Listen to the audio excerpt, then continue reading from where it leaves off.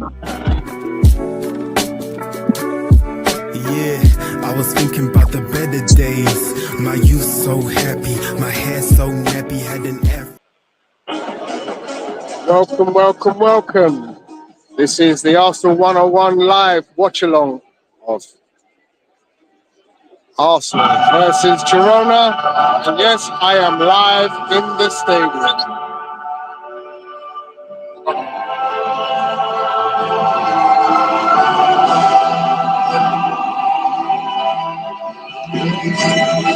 Now I'm joined by Gary.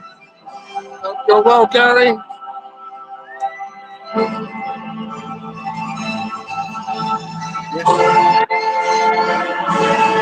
Good, mate. Nice to see you.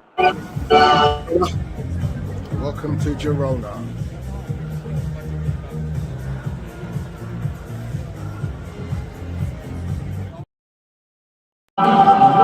Okay, guys, I'm here live in Girona. I'm joined by two local Arsenal fans, Bakary and So we're here in the Girona end. To my direct opposite, there, that's the Arsenal end. We're just getting ready to start the game. We'll be ready in a short while. But guys, tell me, what do you think about today's game? What are your feelings? Yeah, we're feeling good and hoping like we will get the 3 points. And yeah, come on, Gunners. Come on, Gunners. Hope you're going to top the table tonight. What do you think the score will be? 2-0, man. 2-0? Yeah. Maybe 3-1. 3-1. Okay, there you have it, guys. The boys have spoken. Yeah, big up to the Arsenal fans overseas. On, Let's go, you Gunners! We're here in the Girona Stadium, and I managed to find another Gooner sat right next to me. Yes, sir. And we have the neutral supporter. So, what's your feelings about today's game? What do you think is going to happen? I think we're going to smash them. Smash It's been very poor for 4 or 5 games. Easy 4-5-1. Let's give one goal to the locals here. Okay, 5-1. we'll take that. And you guys live in Barcelona, right? We do, yeah. So would that make you Barcelona fans as well? Yes. So, you know, for me, Arsenal's number 1 for sure. Great. And number 2 and 3, and then Barca's down there. All right, nice one. Well, enjoy the game. You too. Take care. Cheers, How you doing, Gal?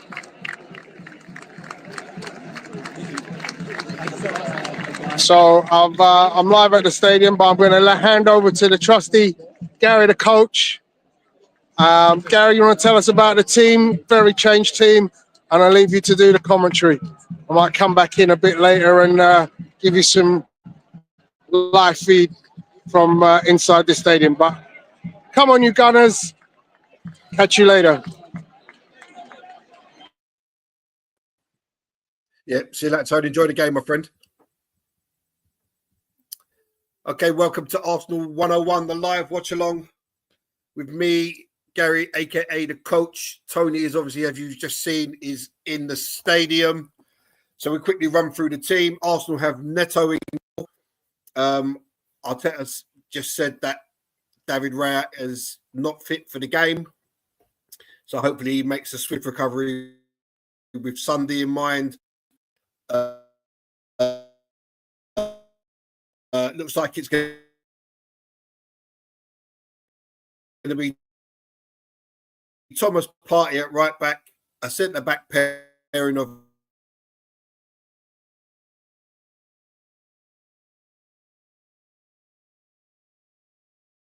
so we'll see how the teams line up shortly.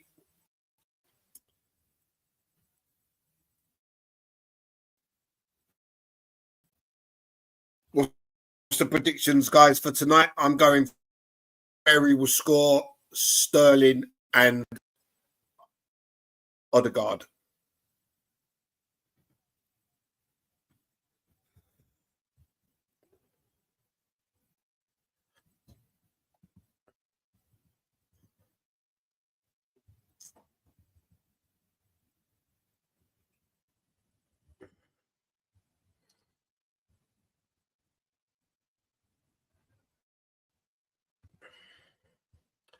So just got the coin toss going on my screen.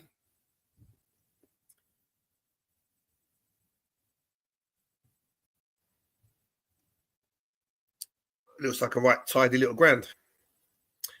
So Cam is saying he thinks we're going to draw. I hope that we win it, to be honest.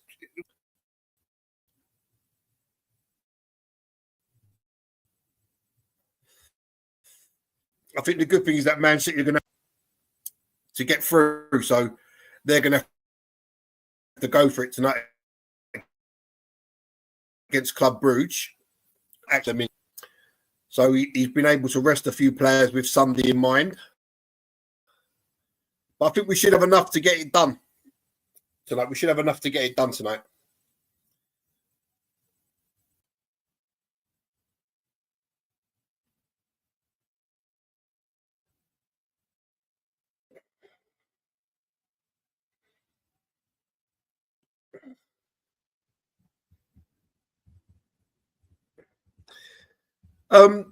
I wouldn't say teams don't win away from home in the Champions League 18. I think it's more a case of you look at the away games that we've had. We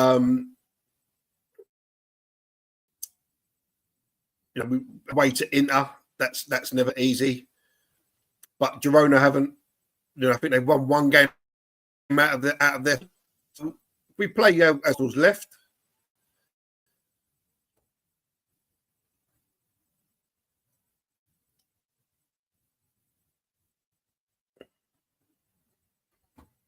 Just trying to find Ethan Nwaneri. Ethan Nwaneri is on the right and Trossard through the middle.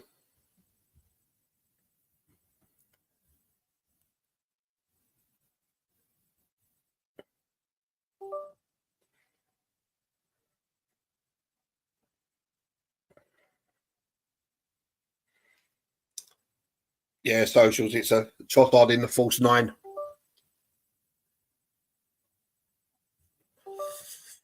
So Arsenal have a free kick. Wide out on the left-hand side. Odegaard is about to take it.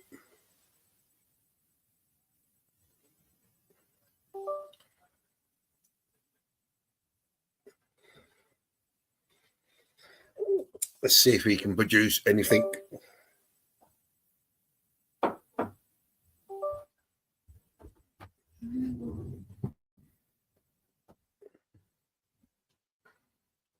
Players make their moves in the middle. Ball comes in.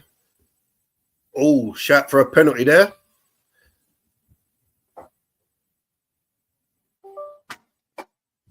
Oh, Neto has made a massive error straight away.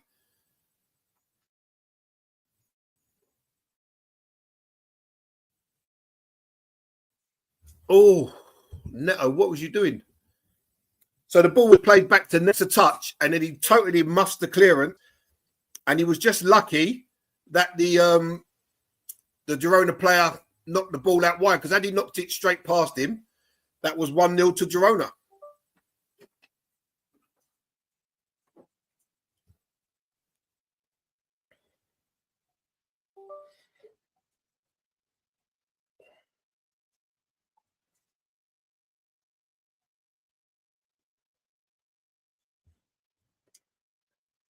So obviously Arsenal linked, they have apparently put in a bid of 60 million for Ollie Watkins, which has been turned down by Aston Villa. And I've also read today that we are linked with a possible loan move for Matthias Tel from Bayern Munich. To be honest, I see no reason why Arsenal shouldn't go and get both them players. Yes, the Watkins fee is, some may deem it a bit expensive for a 29-year-old, but sometimes you just have to pay the money and get the player that you need.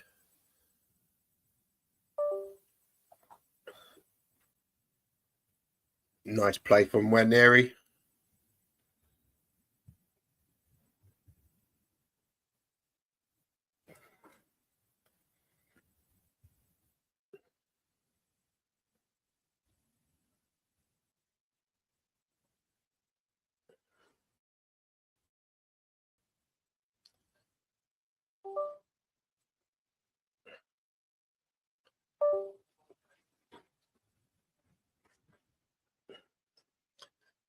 So Sterling loses the ball. Arsenal win it straight back.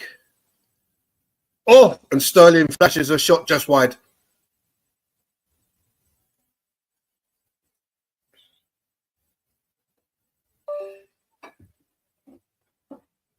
And that was close.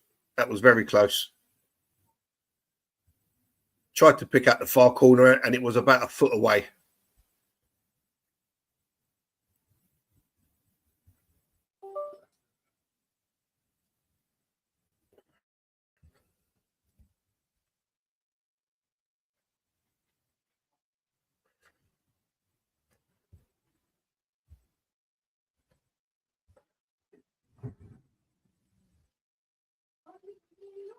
Jorginho.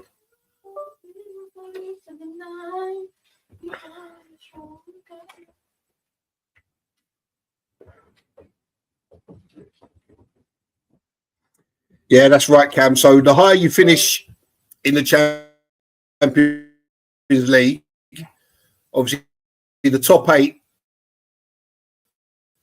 the most important thing finishing in the top 8 is that we get a game. And then when the playoff games commence, the higher you finish means the lower placed team that you actually play in the round of 16, with the second leg obviously at home. So I think if you finish first, you play 17th or 18th, second, 15th, 16th, and obviously so on and so forth.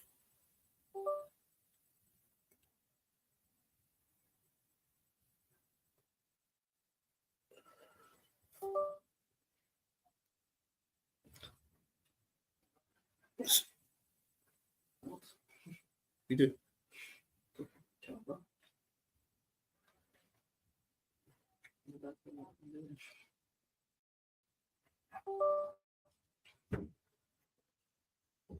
Okay.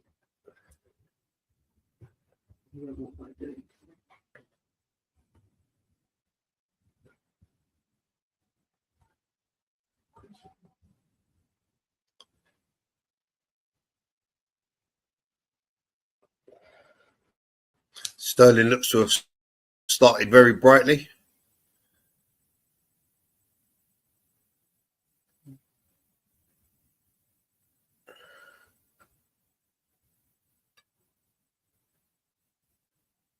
Oh, now where he stopped it. What a turn, man. He just spun on a sixpence.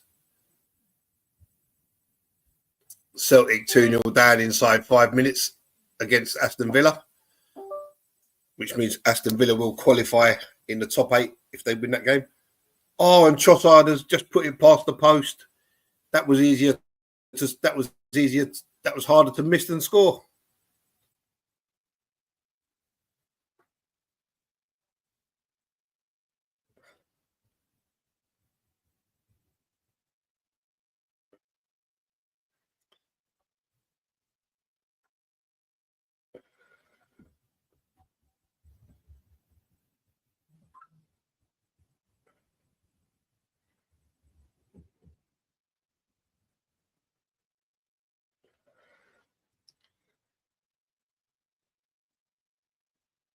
So at the moment, as it stands, Arsenal currently sit 5th in the Champions League.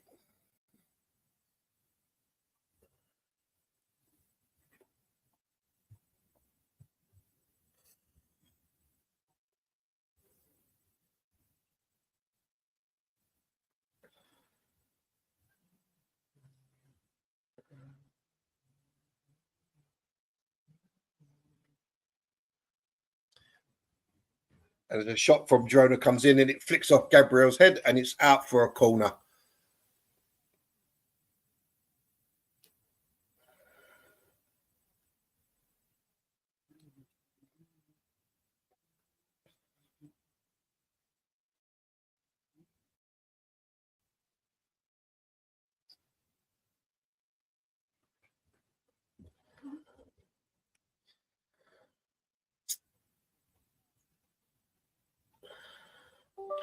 Well, from reports that I've read, Apollo, Villa are willing to let Watkins leave.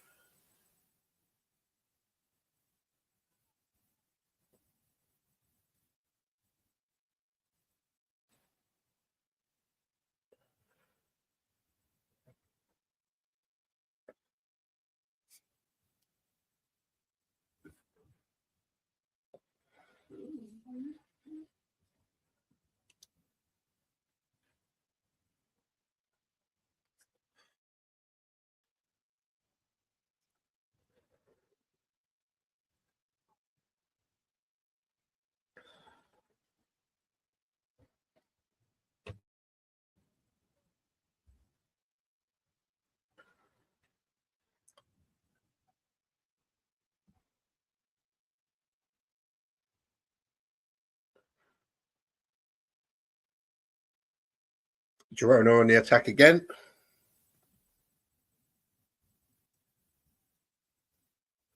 Yeah, I was just thinking that Apollo, if obviously Duran is linked with a 70 million move to El Nasser in Saudi. So I can't see him getting rid of both. But you never know.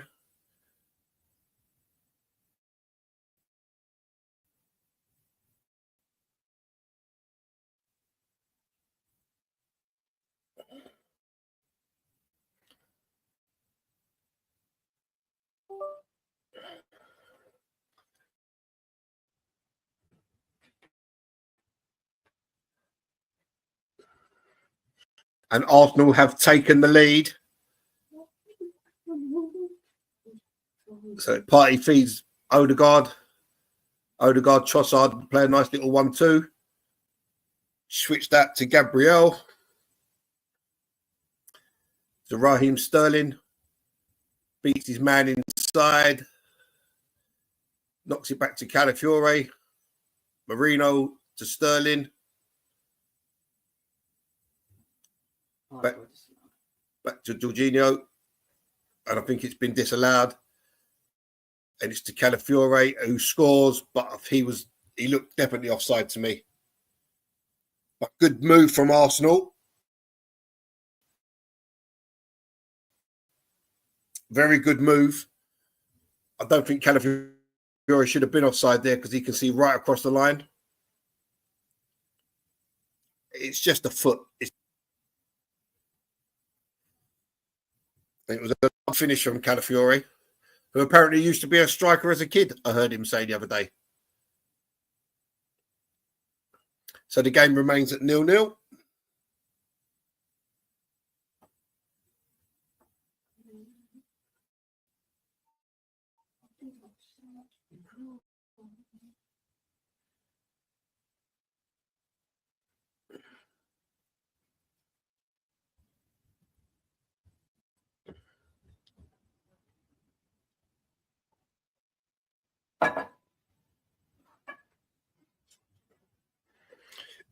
Well, he can definitely finish, Apollo. Calafiore can definitely finish. Oh.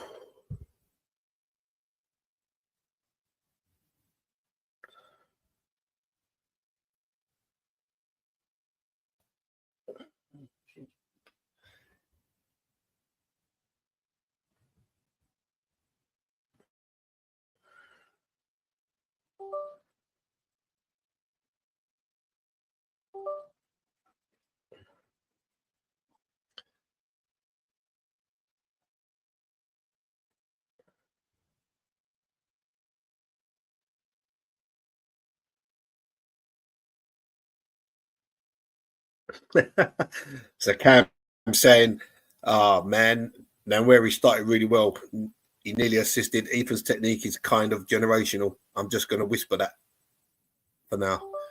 Yeah, he certainly shows some really good signs. And he's really good on the ball.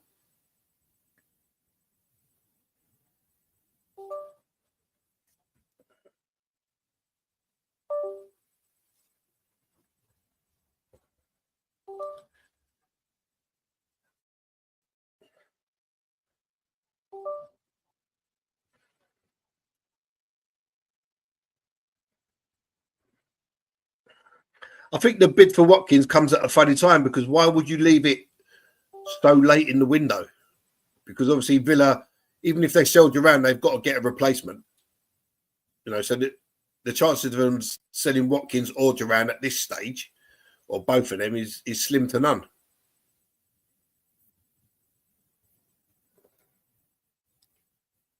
Surely you would have just put the bid in at the beginning of January.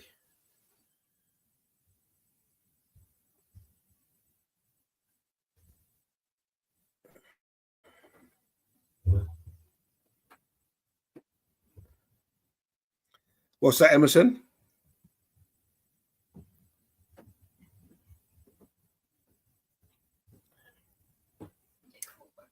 Yeah, but if he wasn't their main target, that's fair enough. But still, if he's not the main target, then what's the point of going for him now?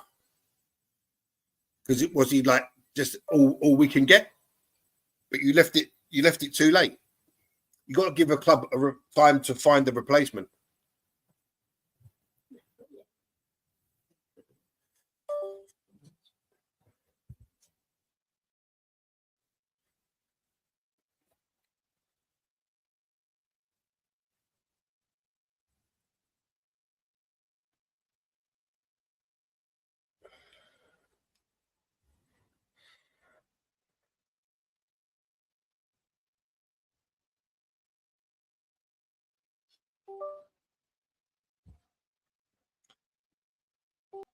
Yeah, I don't buy the fact that there's no other solution out there, Apollo. There's a big wide market in the football world.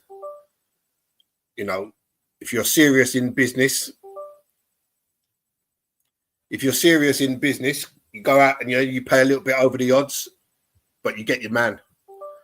You know, Matthias Tell is available on loan from Bayern Munich. That's a deal that can be done. Young forward, plays on the wing or through the middle.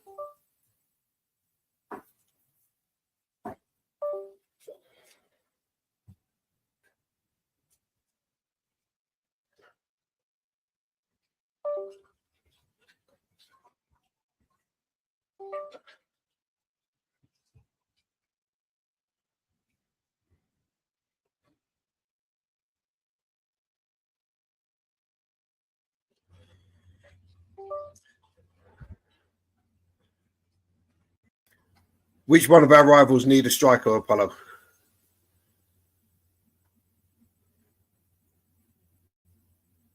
Tottenham bought Solanke.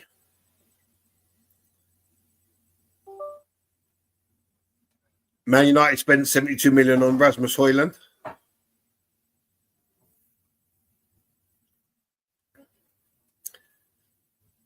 Chelsea have Nicholas Jackson and Kunku, who they're trying to give away. If this was Chelsea that was in this position, they would have gone out and got the business done. If you want Seth, go and put 70 million down on the table for him.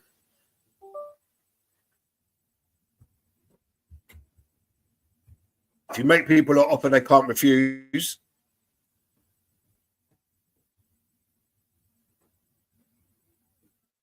they're more inclined to accept it. Money talks.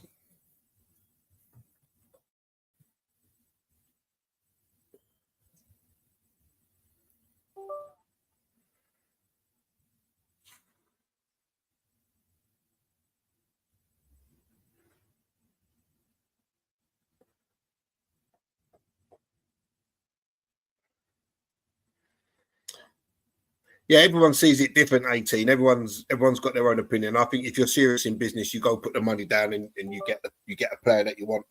We see Chelsea do it. We see Man City do it. We see Man United do it.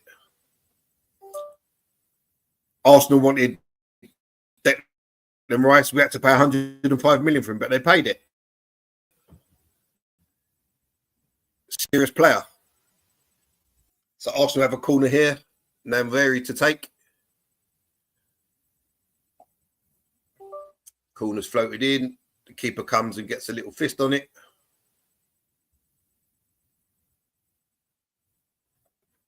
And the referees give a free kick.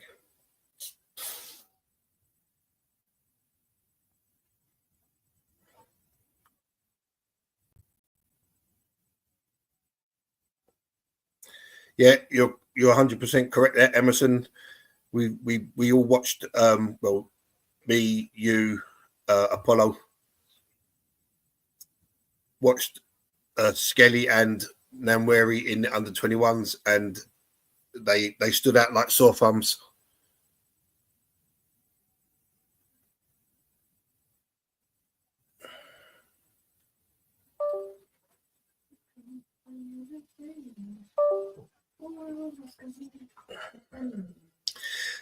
No, don't make it sound easy, Cam. It's just my opinion on how you should operate. We see clubs do it all the time. We just don't see Arsenal do it, and in a way, it is the best way to be. I understand that, but we're in such a position now where we're so short of numbers. An injury to Kai Havertz, who puts in a hell of a lot of work when he's on the pitch, leaves us absolutely up the creek without a paddle. So because of the position they've left themselves in by letting all these players go without replacing them,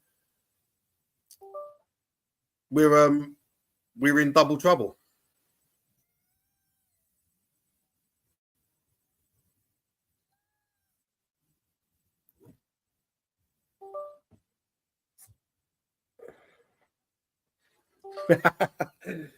Cam says players performing like they know Ollie Watkins isn't coming.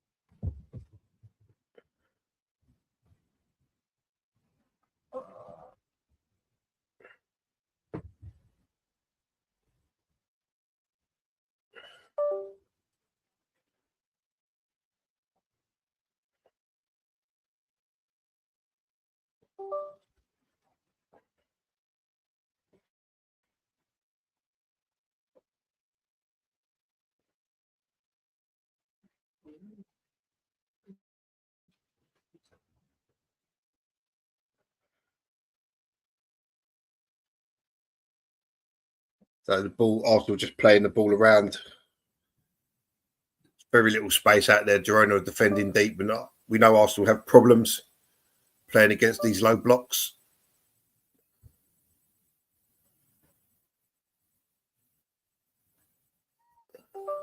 Odegaard over on the left-hand side.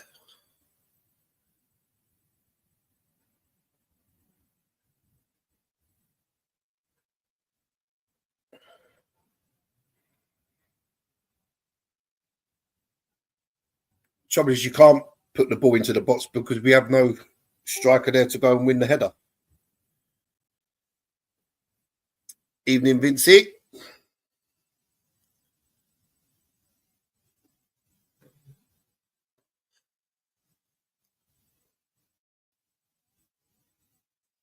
Again, it looks like Arsenal's best chance is going to be from a set piece.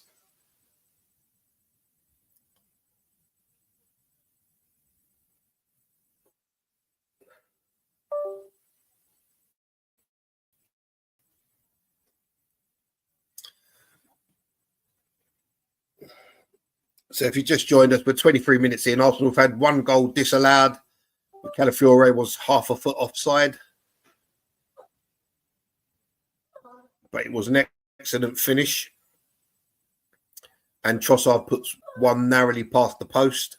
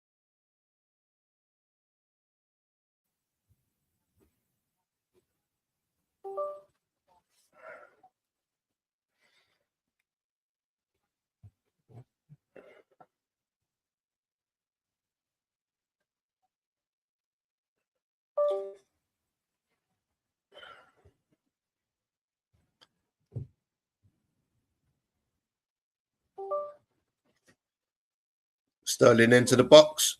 Oh.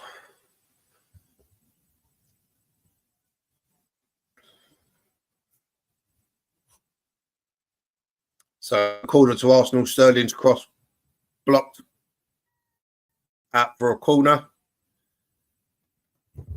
Yeah, we're not playing too badly, 18, but it just shows, you know, we can't knock anything into the box because we don't have any height in there.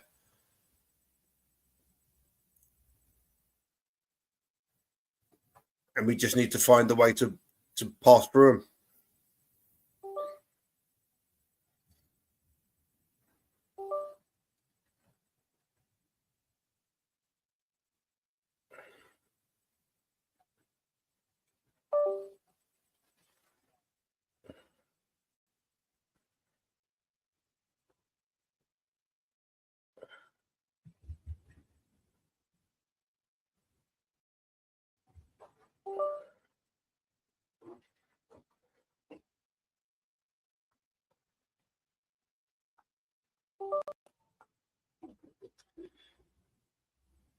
No, Cam, because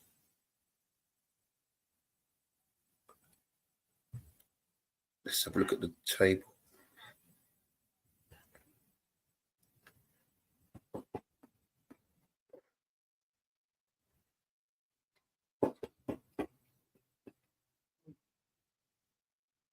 No, because it would all depend on the results of the playoffs, Cam. So the playoffs would be 9th would play 24th, I think. 10th would play 22nd, 23rd, and so on and so forth.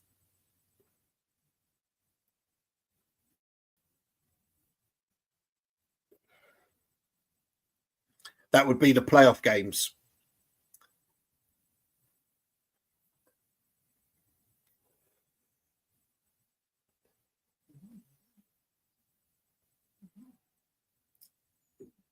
Girona scored, didn't it? And Arsenal have gone 1-0 down, I believe.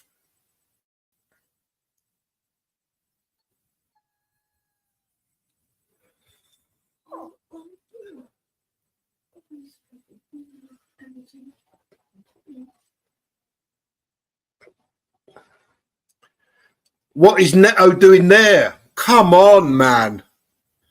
And it's an ex-Tottenham player, Danjuma. But what was Neto doing there? I can't.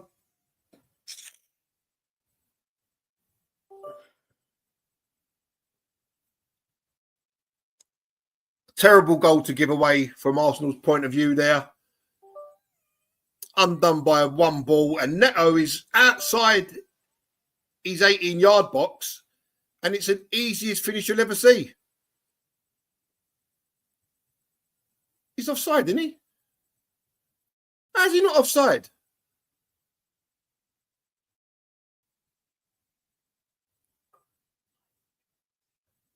What? And Neto actually tried to save the ball with his hand.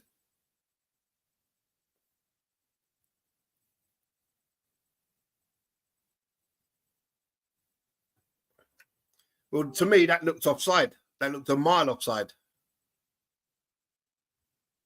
Unless it was Calafiore over the far side. But Neto's positioning was absolutely shocking.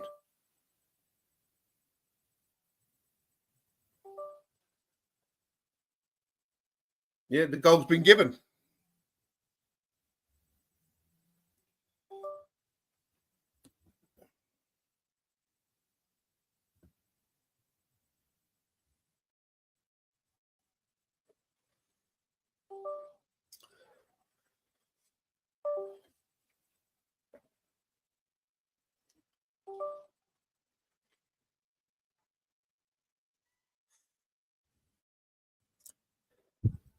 Yeah, Neto actually made he saw the ball played. Here come Girona again.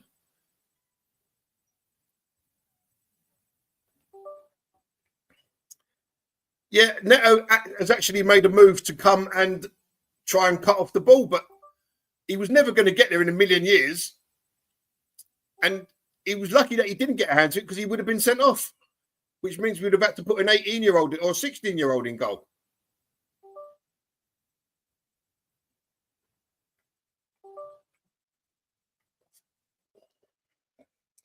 So Arsenal have it all to do.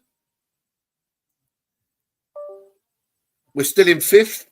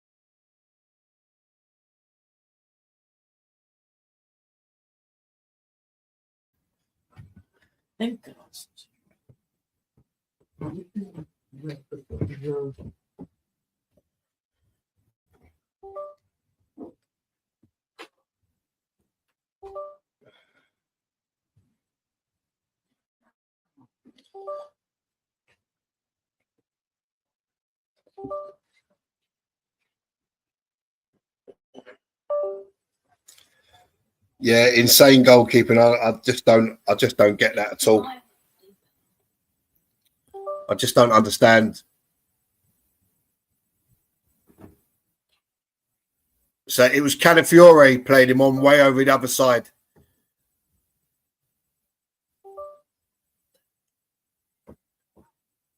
I have no idea what Neto is doing there. Yeah, it doesn't matter if you've had the better chances, Apollo. If you're not putting them in the back of the net, you can have all the chances you want.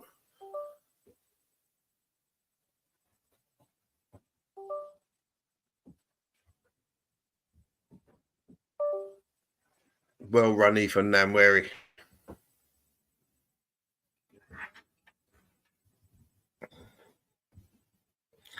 No, he was coming forward, Apollo, to try and cut out the ball through, but he was never going to make it. He just had to hold his ground and let the attacker come onto him instead of just giving him such an easy option to score. And like I said, it was a good job that he didn't touch it with his hand because he would have been sent off.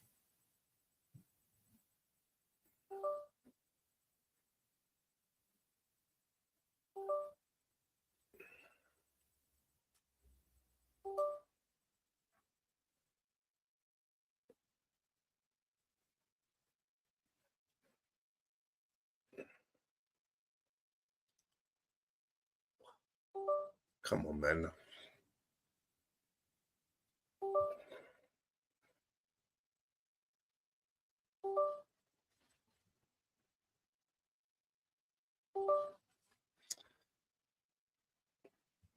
This is another one of them games where Arsenal look like they could play for a month and not score.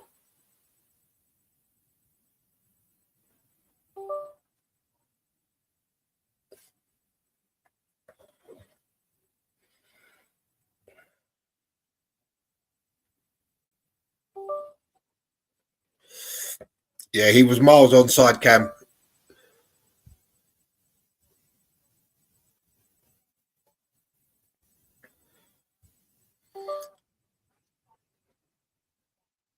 It's Thomas Partey that gets beaten right back. But where was Kivior?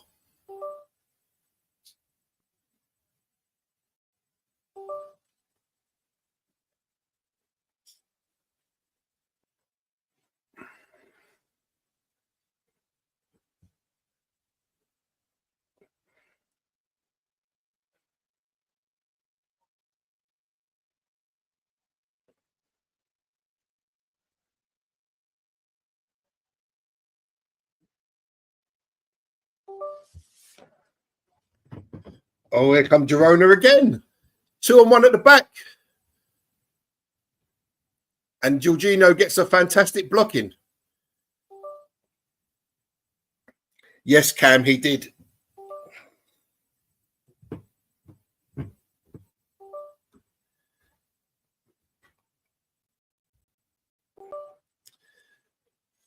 Yeah, I mean, Partey's not a right back. And he gets caught with the ball inside. Kyrgios's nowhere to be seen. Gabriel can't get across. You could have drove a bus through that space.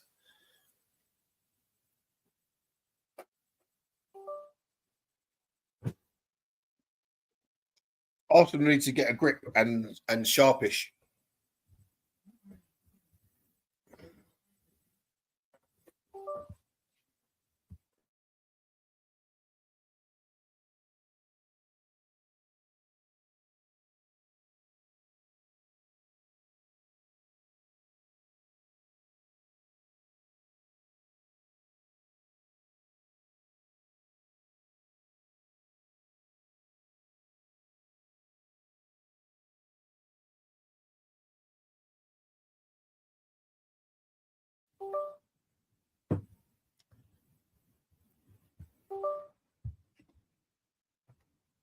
And Apollo saying Arsenal have a penalty.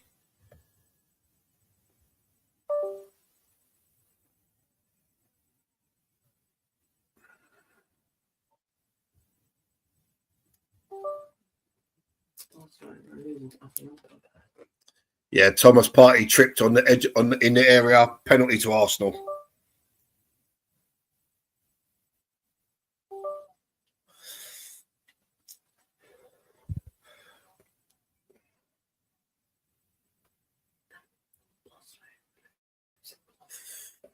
Atalanta have just scored against Barcelona.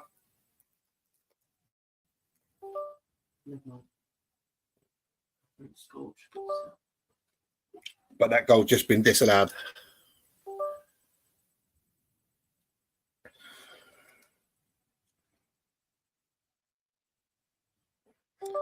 I don't know who's going to take it.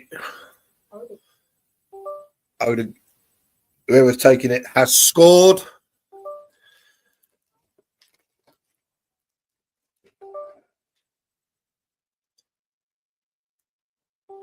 Oh, it's Jorginho is taking it.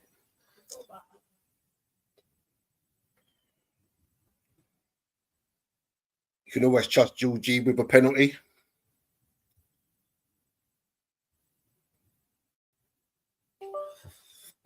Boy, did we need that.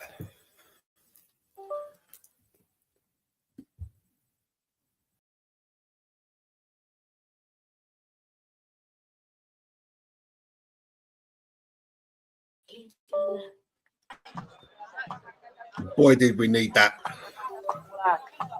Goal Arsenal. Well, take the penalty by Jorginho. Very happy with that.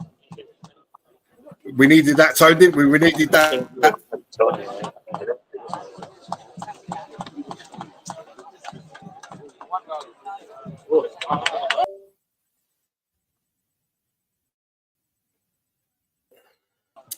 So Jorginho converts the penalty off back level at 1 apiece.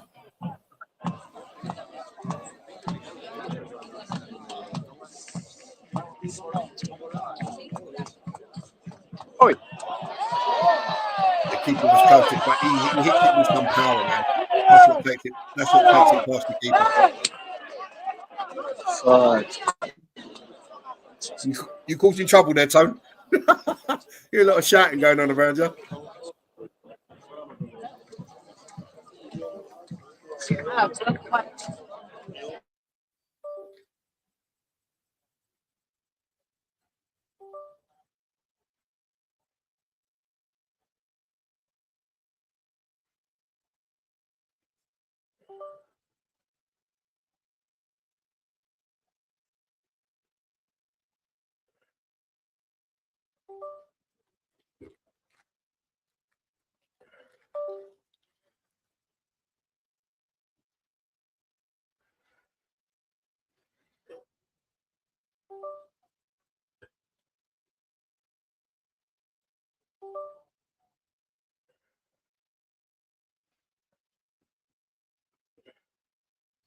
Cross comes in from Odegaard.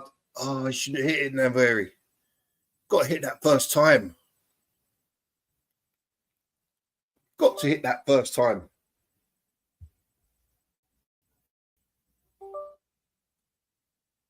Celtic are now level with Aston Villa at 2 apiece.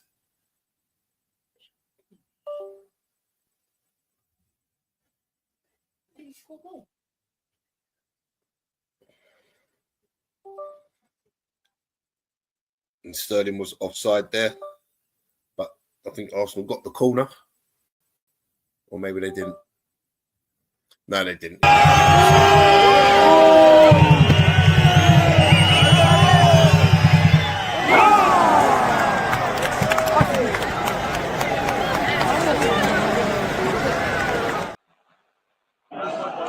What a goal.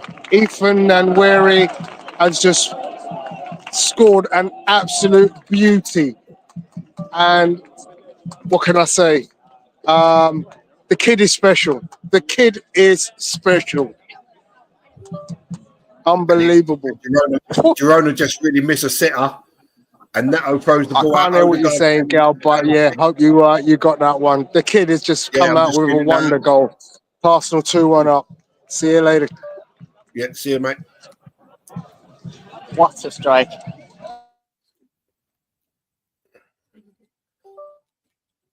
So now Nwaneri's shot was blocked out for a throw party to Odegaard into Trossard.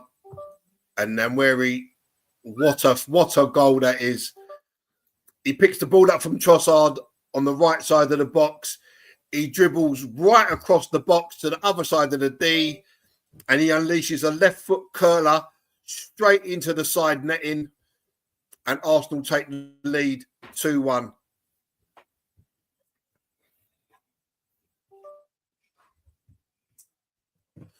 This kid is something else.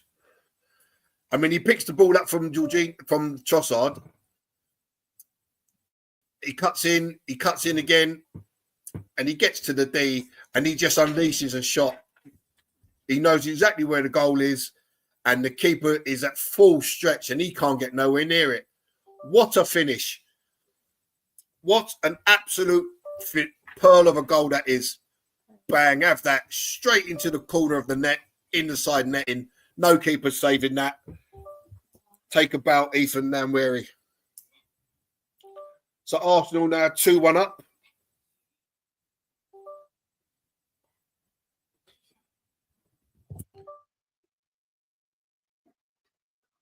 And that puts us back in third. 2 goals behind Barcelona.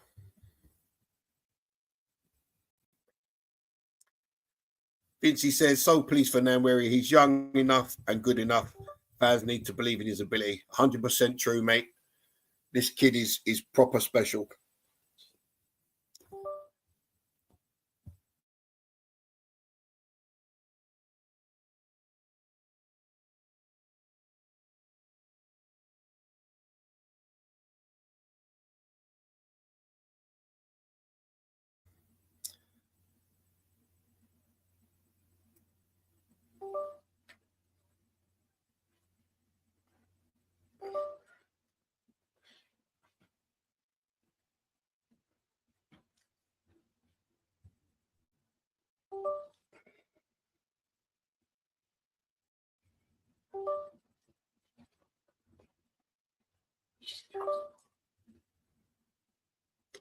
Trossard. And Trossard's just hit the bar. Lovely sweeping move. He's fed in by Odegaard. And the keeper's nowhere near it, and it smacks against the bar.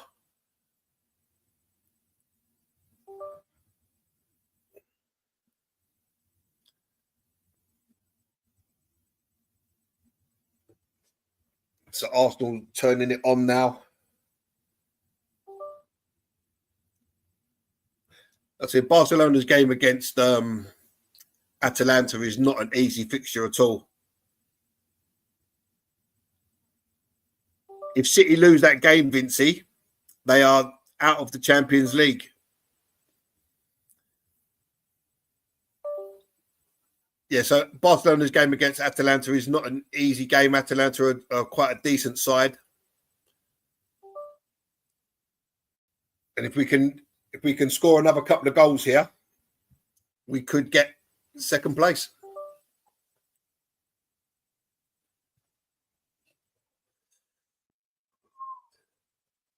Obviously, first you need to get the game won, you know.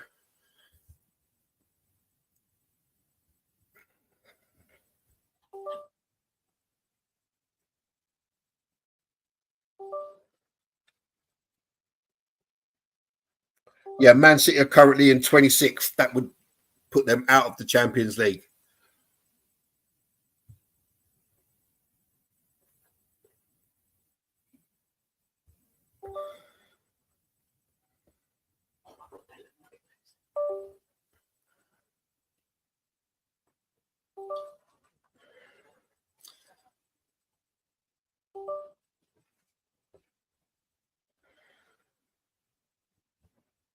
And that's half time, guys. So Arsenal go in at half time, 2-1 up. To be honest, we had a goal disallowed where Calafiore shouldn't really be offside. Trossard misses from 6 yards out.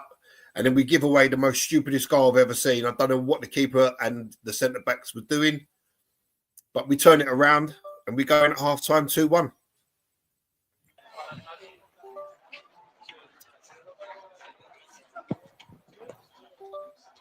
Can you hear me, Gary? Yeah, I'm here, mate. I can hear you loud and clear. Tony on the road in Girona, reporting for Arsenal 101. Struggling to hear you, mate. Yeah, I just said Tony PSV 2, reporting live Liverpool on the 2. road for Arsenal 101. Wow, okay. The shock is Man City are losing. So Yeah, I'm sorry if I'm cutting you off, Gary, because I can't hear you talking. That's right, mate. You go ahead. You take it. I can't hear anything.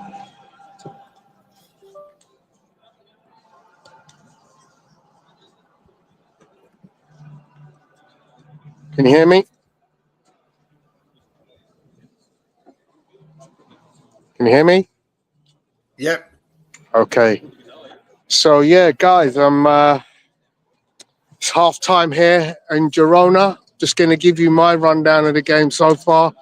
It's been sort of a bit of a roller coaster. Obviously, a lot of players are coming into positions that they don't, you know, they're maybe not regular at playing.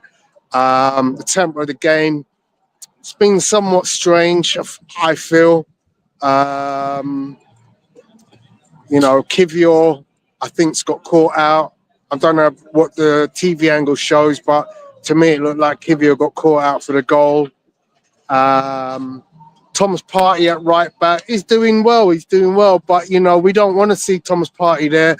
I kind of feel like Jorginho hasn't quite got into the game, but that might look different on TV. From my point of view, from where I'm sitting, not really getting a lot of contribution in terms of key passes from him. He is keeping the ball ticking over, but he's not actually setting us alight in the middle of the park. Odegaard doing what Odegaard does always. He's really quite productive. Obviously, link-up play with Ethan and Weary is what you expect of it. On the other side, Sterling is actually trying really well. I think he's had a few good runs. I'm not being too disappointed with his production so far. Just that last pass. So yeah, it'll be interesting. Apollo put in there that as it stands, Arsenal would face Villa or Celtic, which, you know, that wouldn't be the worst thing in the world, especially if we get Ollie Watkins. But yeah, interesting game. Mikel Merino, I'm not really sure if that's working out as well as I hoped it would do. You know, again, one of those players who really needs to step up in these these kind of conditions where he's given an opportunity to do something. Obviously, with Man City coming at us on the weekend, probably expect to see Declan Rice come straight back in. So yeah, 2-1 up at half time. Quite happy with that at the moment. But look, we need to put this game to bed. Another couple of goals would do that, and then we can start looking at resting some of our key players for the weekend, like Thomas Partey, Martin Odegaard, and some others. It will be interesting if we see the limited options that are on the bench given an opportunity. Obviously, the likes of Butler Oyedeji. He got a little bit of a cameo the other day, but it wasn't really sufficient for him to even get a touch of the ball. So will he get a chance today? So that's my rundown at half time.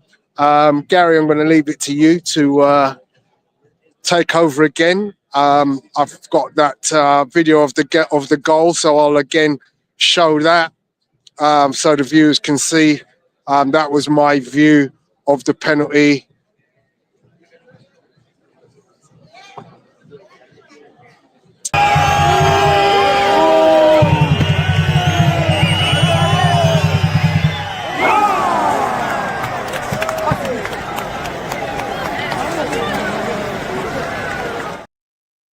Yep, so over to you, Gary.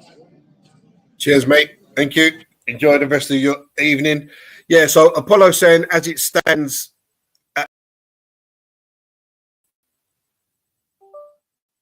I'm not sure that's correct, Apollo, because obviously the playoffs have to happen first.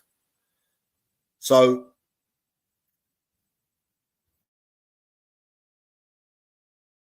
I'm not sure that two teams who meet in the group stage can face each other in the playoffs. Because as I understand it, the playoffs happen from 9th to 24th. So isn't it 9th plays 24th? 10th plays 23rd and so on. So if it stayed like this at the moment, I believe Arsenal would face either Real Madrid or PSV.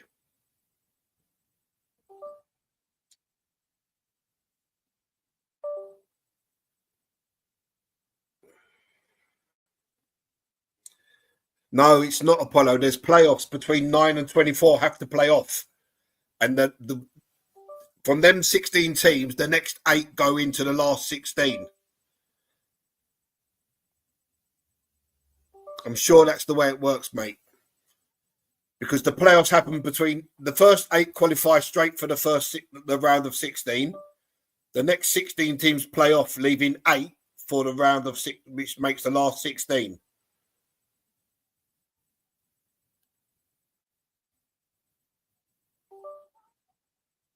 Yeah, I still don't think it's right, Apollo. It may be on Sky's website, but it can't. Oh, yeah, that's better as you put it there, mate. Yeah. So Celtic or Brest.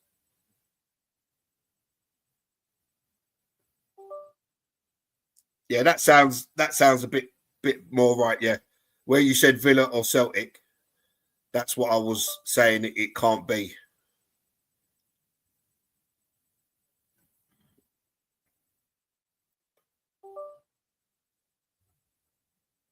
So the most important thing for Arsenal is getting through in the top 8, which we're pretty much assured of, provided we don't lose this game, and then getting them that extra week or so off and getting the players away for some warm weather training.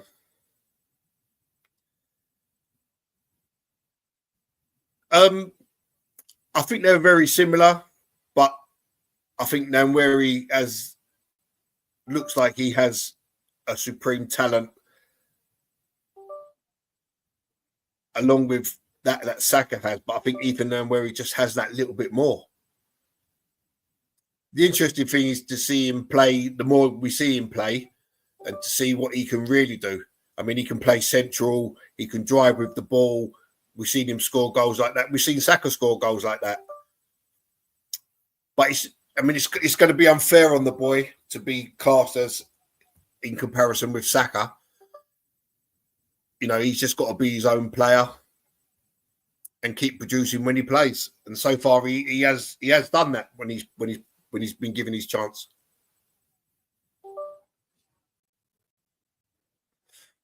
I mean, they just showed that goal again, and it's a special strike. From the moment he cuts across, he doesn't even lift his head. He knows exactly where the goal is, and it's hit literally inch perfect.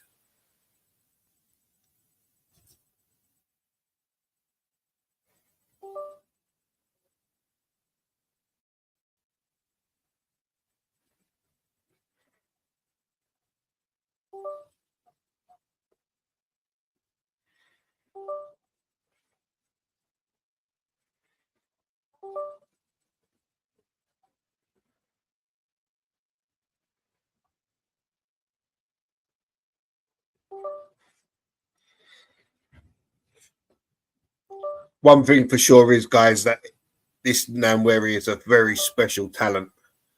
And if you get him playing in the same team as Saka and Odegaard, this boy could break all kinds of records.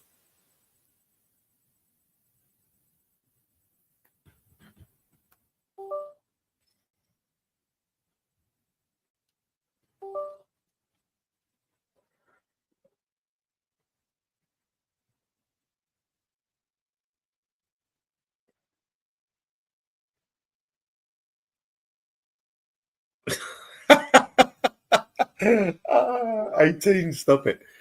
18 saying Ethan is as slippery as P. Diddy.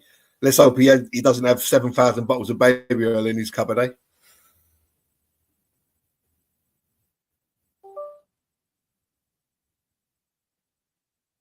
Yeah, spot on there, Apollo. He's very similar to Jack Wilshere, where he's got that low centre of gravity. You know, makes him a powerful runner with the ball. You know, we've seen him score a couple of them goals now. Again, he just looks like a real special player.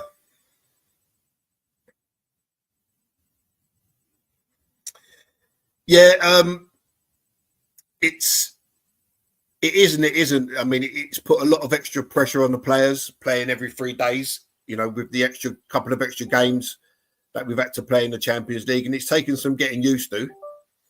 But it just shows that you have to have a fully functional squad, because you can't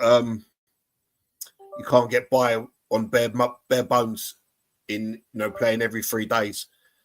You know, so many teams have picked up so many injuries where they've been playing non-stop. So, you know, a full squad of 25 plus your underage homegrown players that don't have to be registered is a must.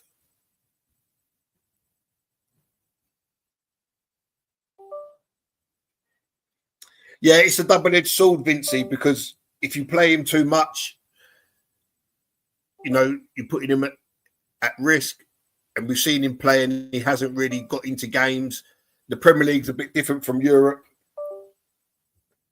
So some would argue that Arteta's approach with him has been pretty much spot on. And there is the other side of the argument where we want to see more of him. Of course we do. He's an exciting player. He makes things happen. You know, he's worth the admission fee on his own. So it really is there a right and wrong? You know, Apollo saying that's why we call him Black Wilshere in under 21s. You know, add into that, you know, Miles Lewis Skelly, who's come in and we've seen him perform to the highest levels. And Apollo's just emphasising the point there I just made, Vincey. He stands by his words that you have to bring him along slowly. You cannot start him for most of the time or you'll break him. You know, the Premier League is such a tough league. You know, and at his age of 17, to play him all the time is a risk. But we've seen it done before with the likes of Wayne Rooney, Michael Owen.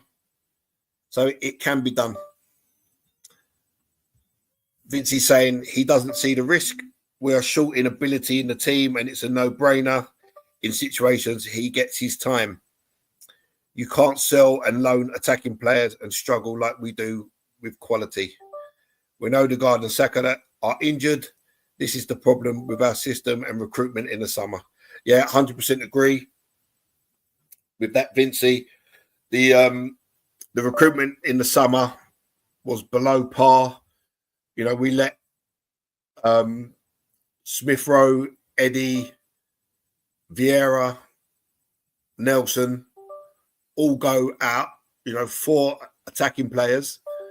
And we brought in Marino and a defender. And then Sterling came in on loan, and we haven't seen much of Raheem Sterling, which I think is another thing that Arteta's getting wrong. Sticking with Martinelli and Trossard even when they haven't been producing. So it's definitely something that needs to be addressed in the summer. And the squad needs to be, like I say, if you're competing for 4 trophies, you need to get the rotation spot on. But more importantly, you need to have a fully fit squad of 25 players. So Jurgen Timber is on for the second half. You can see him in the tunnel. I'm not sure who he's replaced.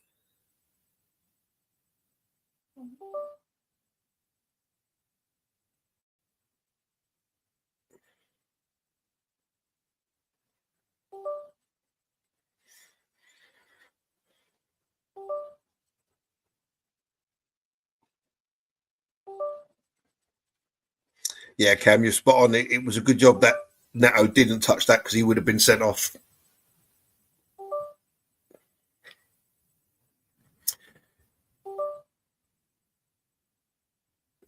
Vincey's saying he agrees with 18, who said, Arteta sees the risk and has done a wonderful job giving him little time. Don't let Ethan turn into another Michael Owen. Vincey agrees with that comment. But he says when you promote a talent like Nwaneri to the squad and move on players, he has to play when players are out injured. Yeah, that I agree with. If Saka is out or Odegaard is out, you've got to give him the chance to come in. If we had an Owen in our youth team, he'd be elevated to the first team at his age. We are that poor in attack. Yeah, I think if we had a wonder kid in the striking role, I think we would be seeing him now. So Partey has been taken off and Timber has come on.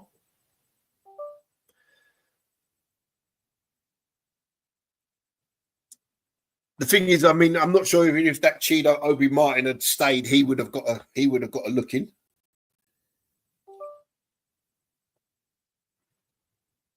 I just think we need to get real in the summer. You know, make a couple of big signings.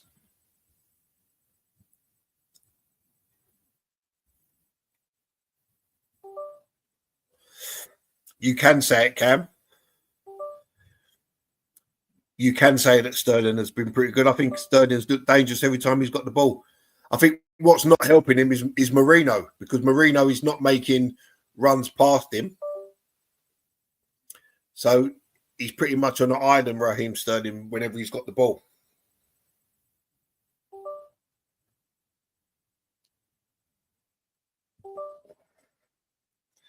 So second half is underway.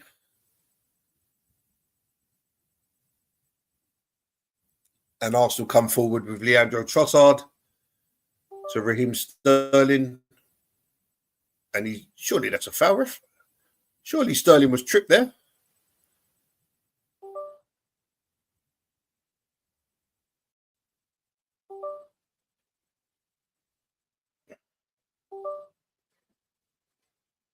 Oh, what happened there? It took a wicked deflection and it almost ended up in the back of the net.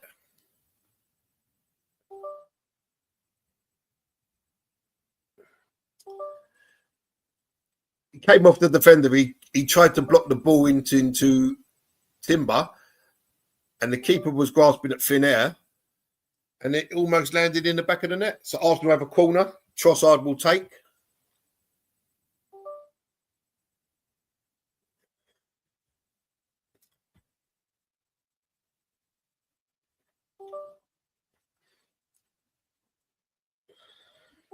Corner swung in, and Gabriel meets it at the back, and it's out for a goal kick. I think we've also got to remember with Sterling, guys, that he hasn't played a lot of football, and he did pick up a little injury. So it is hard when you're coming in and you're not used to, or you're not up to game speed. I know when I say the saying coming in cold, but that's literally what you're doing. And it's never easy to pick up game speed and tempo of the team play when you haven't been involved. And I think that solely rests on Arteta's shoulders. You know, instead of playing Saka 90 odd minutes every week, you've got a guy there, Sterling, who, you know, if you let him play, he could be an asset for us. Yeah, I saw the goal that City conceded. It wasn't really a good goal.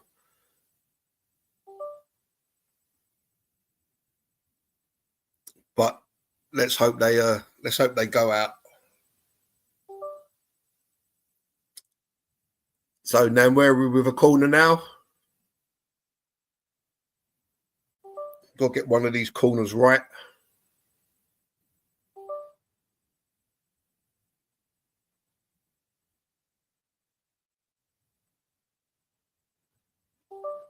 And it's cleared off the line by the keeper.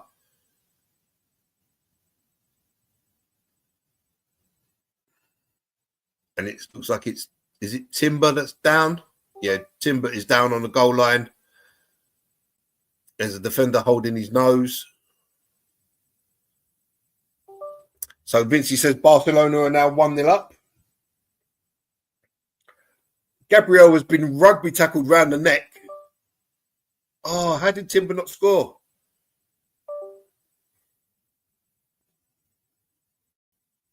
That was so it's literally hit Timber in the chest and just flopped up into the air. Had he just turned his body towards goal, that was 3-1.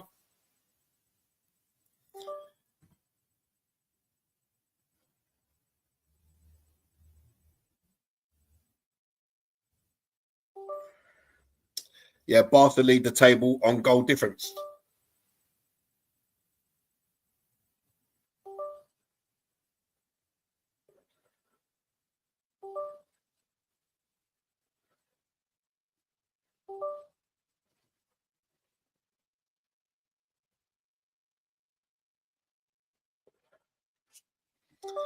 Have Liverpool rested a load of players for tonight's game?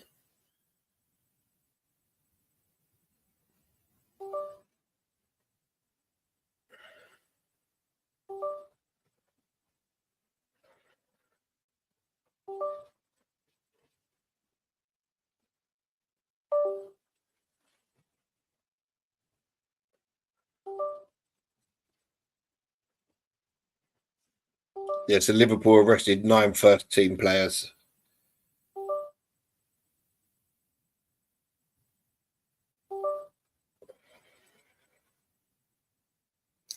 Man City have levelled it up, but that still leaves them 26th. Still leaves them out. They need to win.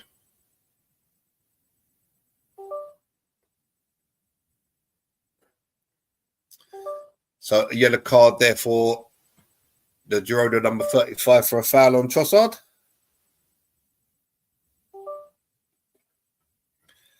Arsenal get another goal quite early in this second half and put this game really to bed.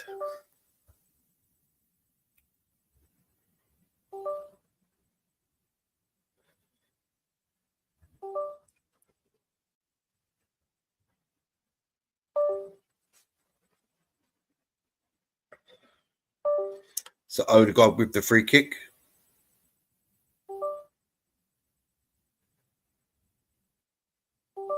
It's played short.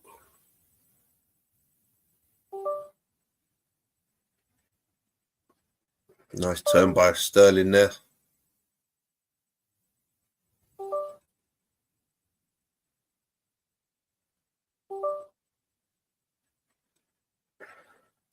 And Sterling rather messed that up. He had the chance to do a little pass and he held on to it, and then he played a little back heel, and Calafiore was never going to get to that.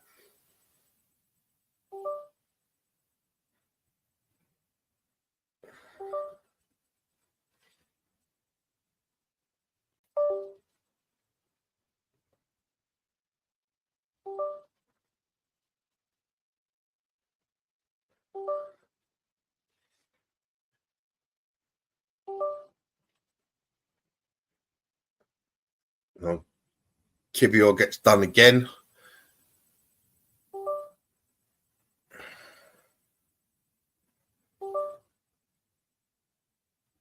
Well done, Calafiore.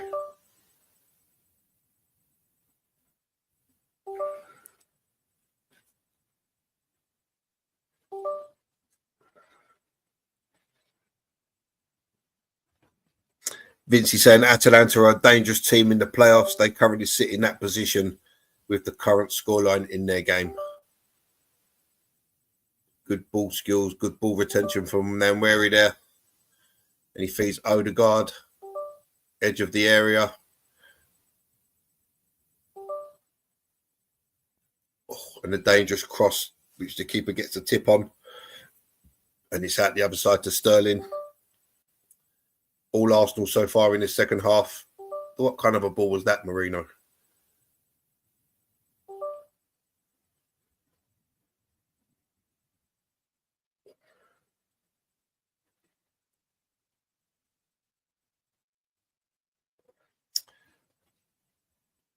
Yeah, I'm not sure it was going in, Apollo. I think it hit him in the chest. It was going across the goal. I'm not sure it might have gone in. It may have done. I would need to see it again. But I think if he just turned his body goalwards, the ball was definitely going in.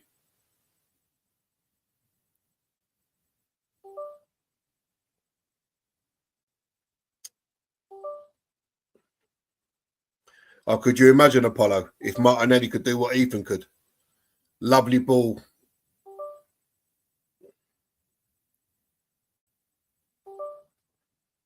Oh, and Trossard's shot deflected wide.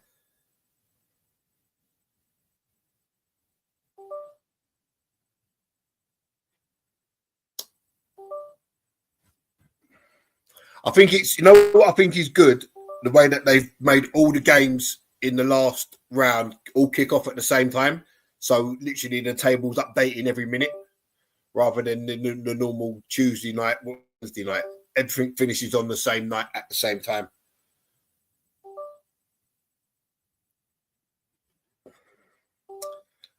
Yeah, I think Partey being rested for Sunday is a no-brainer.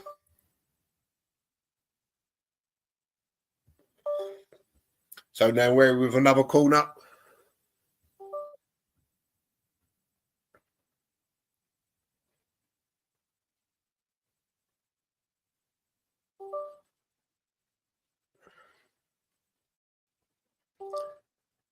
Near post corner, not really a good corner to be honest. And it's cleared for a throw.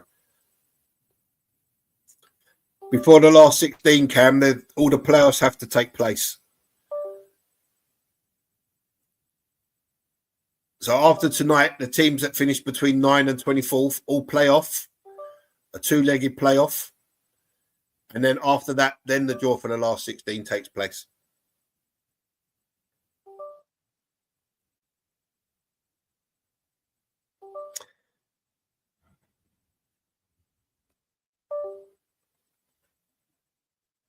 Well, it's been good, Vincey, because everything's still up for grabs, isn't it? Like, you know, the places in the 9th to 24th, you know, for every position you finish higher up, you get more money. So everything's all to play for still for so many teams. You know, Liverpool have led this Champions League. Oh! And then where he shoots just wide.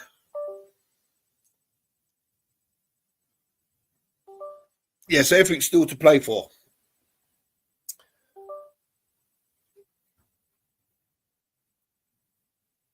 Cam saying Ethan single-handedly makes our attack interesting to watch with Saka out.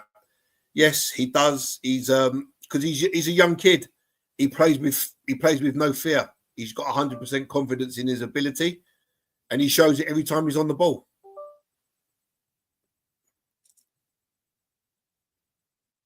It probably could, Vincey. It probably could. I'm not too sure how it would work, but you probably could bring a format like this into the Premier League, if that's what you're talking about.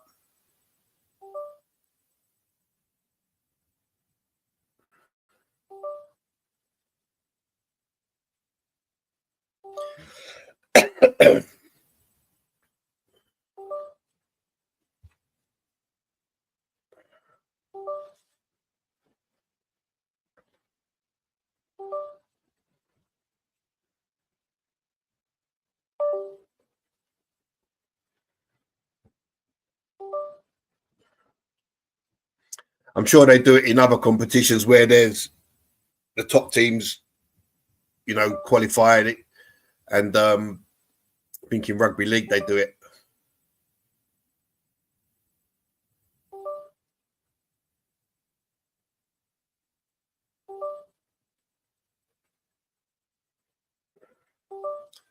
I think there's always a way to work things out, isn't there? It just depends whether lovely skill from Odegaard, and then he gives the ball away.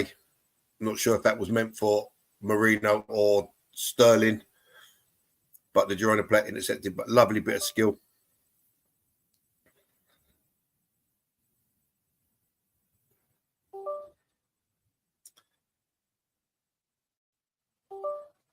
So Apollo saying the problem is to implement this system in the domestic league, you'd have to get rid of the League Cup and use this in the Premier League and Championship. What do you mean by that, Apollo?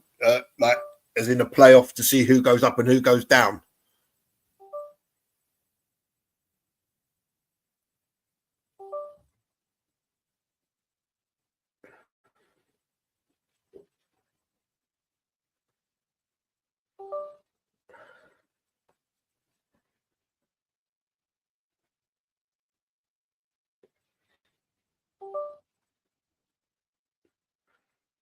Oh, so like what you're saying is a tournament between the Premier League and the Championship with this type of format.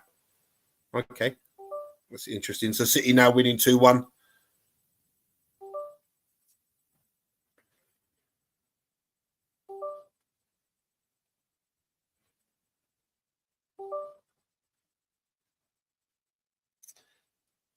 That takes Man City up to 22nd.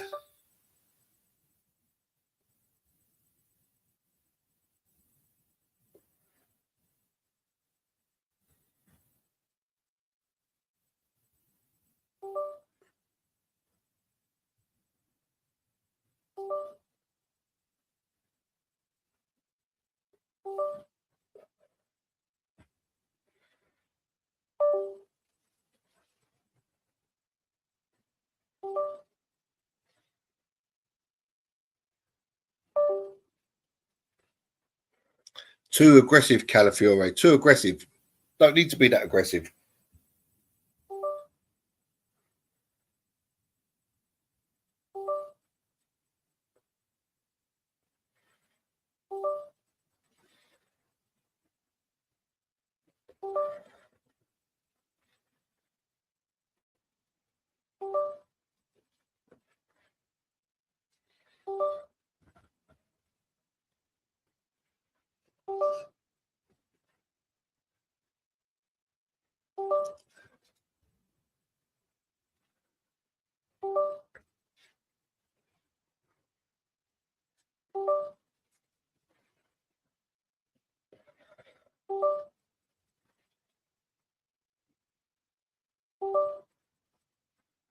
Calafiore shoots just wide.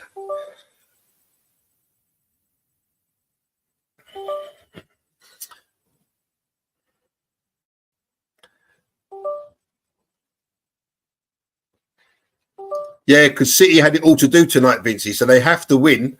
They can't afford to rest players.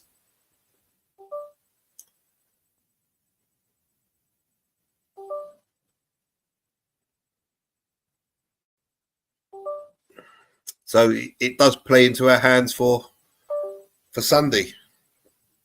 You know, we've been able to rest several first teamers.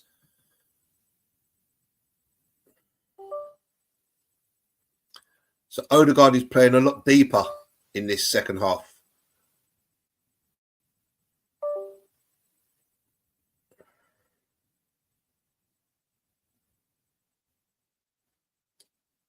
Yep, it certainly would, Apollo. Sometimes if you change things up, even if you just done it every now and again, or just as a separate competition, it would make things more exciting than to break up the format. Sometimes I think football has to get with the times, you know.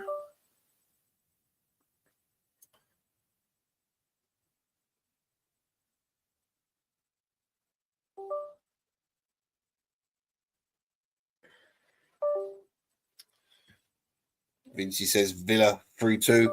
Apollo says it's been a comfortable 27 minutes or so for Arsenal in the second half.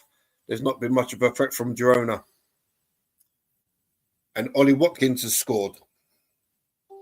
So any player, worth a mention, any player now that would sign for a club is ineligible to play in the Champions League until the quarterfinal stage.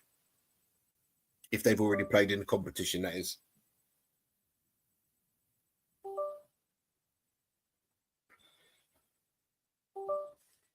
So if we signed Watkins, he couldn't play in the round of 16.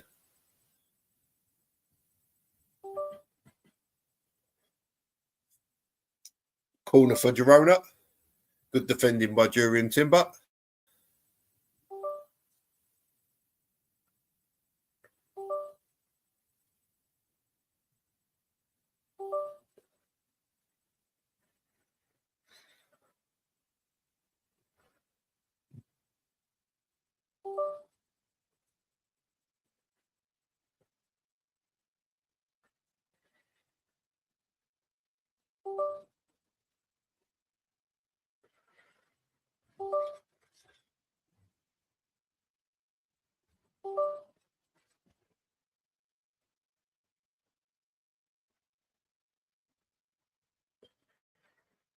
I think we need some fresh legs on the pitch.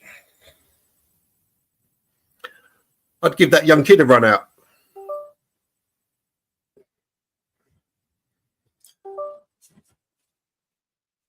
Nathan Butler or Dedeji. I'd give him a run out.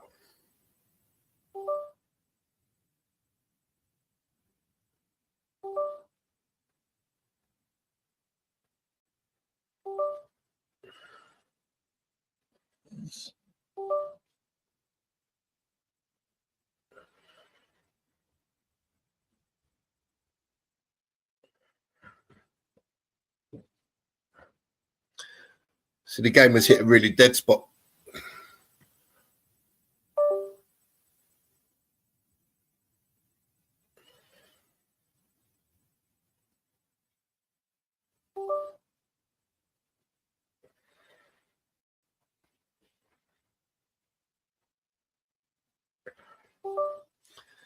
How do you know if you didn't bring on this young forward that he ain't going to score 18?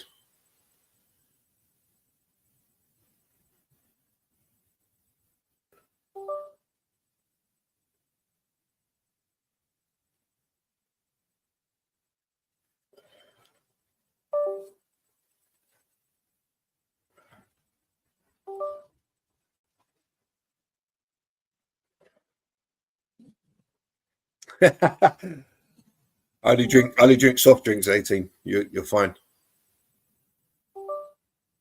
Sterling wins a free kick.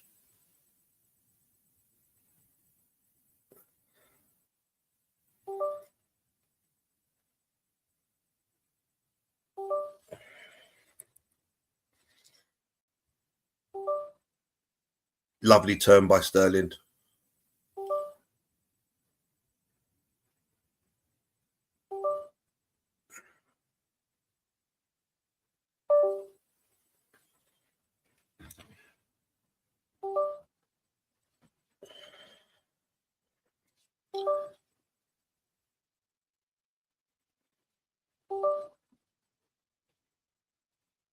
So Odegaard prepares to take the free kick.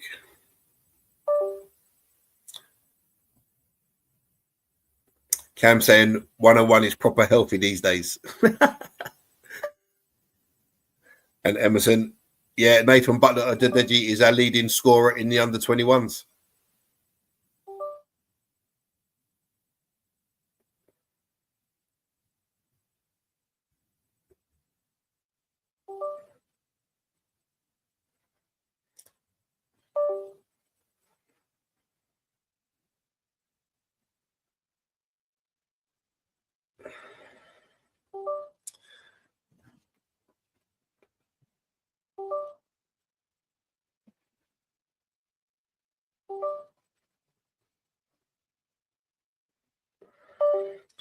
So Barca 1, Atalanta 1. Vince is saying that was a great goal scored by Atalanta.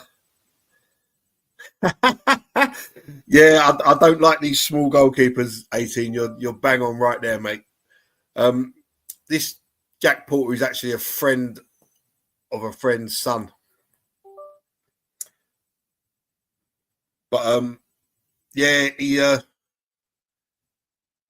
not bad to make your debut at 16 for Arsenal, eh?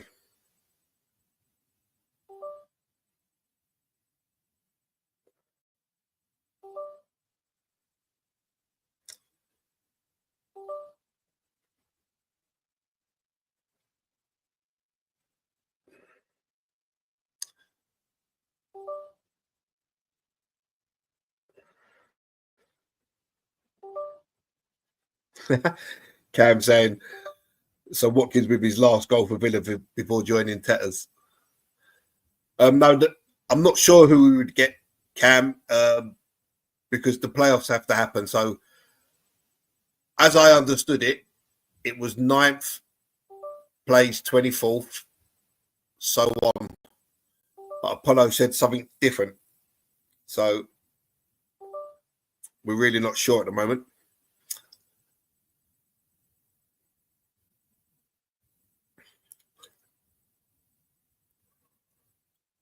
So Trossard off and Kai Havertz on and Calafiore off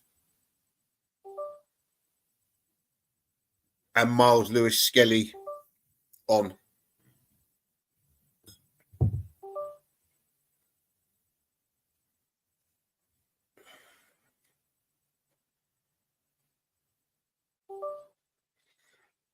Yeah, if you give the kids a taste of the first team, I mean, Wenger used to do it in the League Cup, didn't he? He used to literally put all the kids out with 1 or 2 first teamers.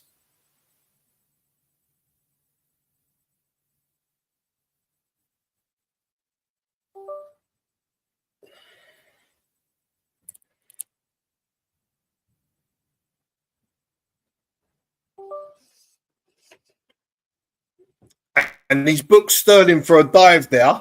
That to me looked like a stonewall penalty. That to me looked like a stonewall penalty.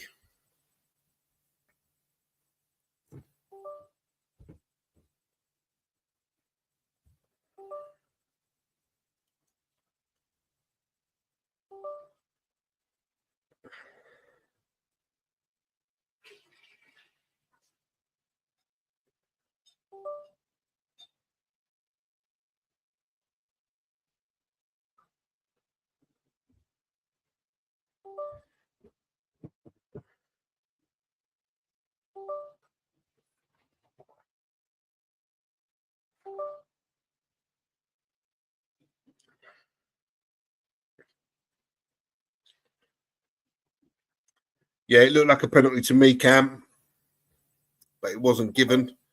Emerson saying, glad we kept Edwards and Butler at the Digi, or else loan spell them to the end of the season, offer that their contracts run out in the summer, as we have another 16-year-old.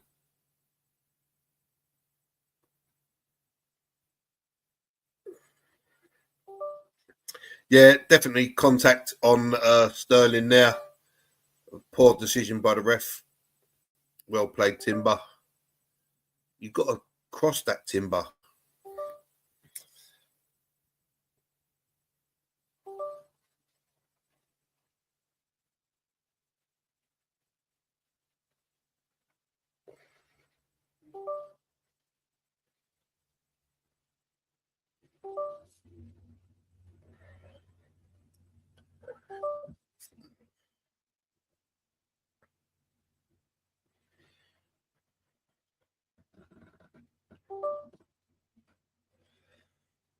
I think qualifying for the last 16 directly gives Arsenal an extra 12 million. And Gabriel misses a header.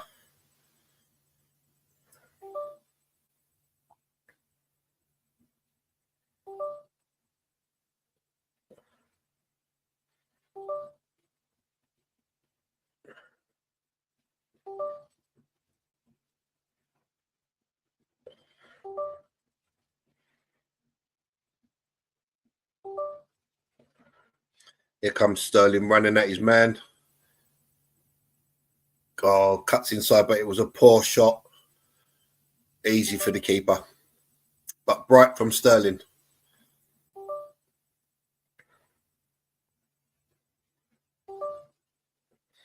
Aiton saying, yeah, let the kids play as much as possible. Emerson, and break them. Where's the science?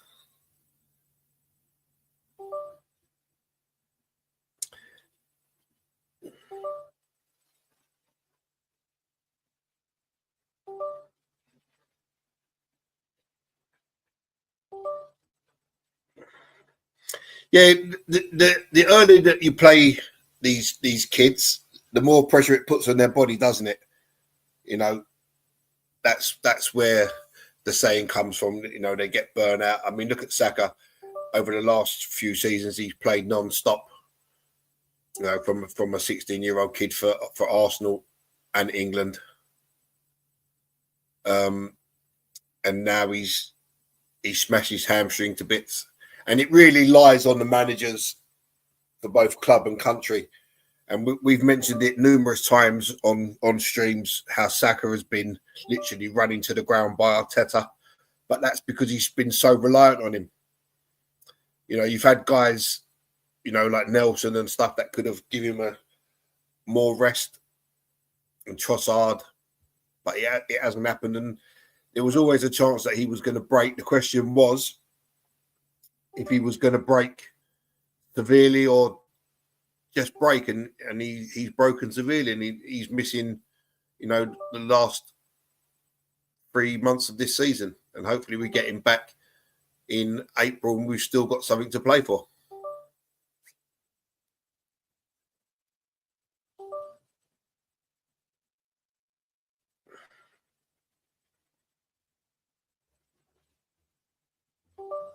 Lovely football by Arsenal.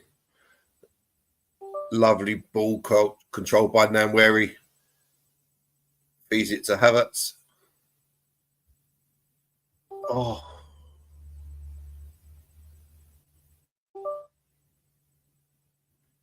Well played, Kivior.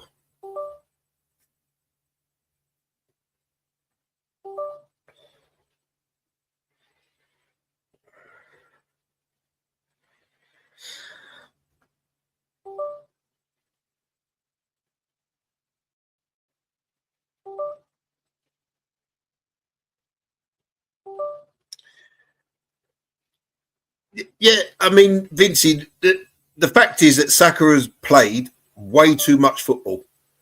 You know, we've seen him been given a rest and then brought on when Arsenal were like 3-0 up and the game's won. What was the point? You know, he hasn't had sufficient rest. And that does fall on the manager. Whichever way you look at it, that falls on the manager.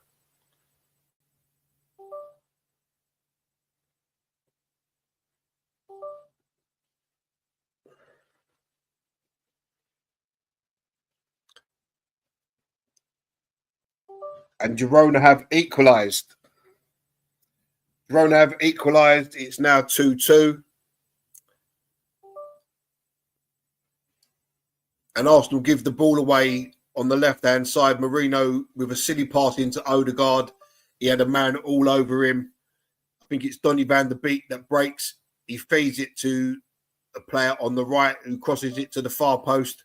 To be fair, he looks offside.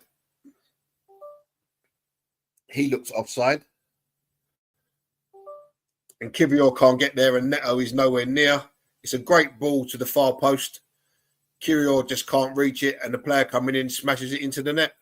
But that's another one that looked offside. Oh, and the goal has been ruled out for offside. The goal has been ruled out for offside.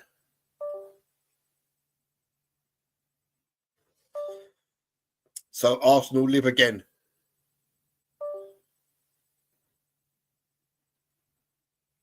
But what a silly ball played by Marino to Odegaard. He had a man all over him. Arsenal get away with one.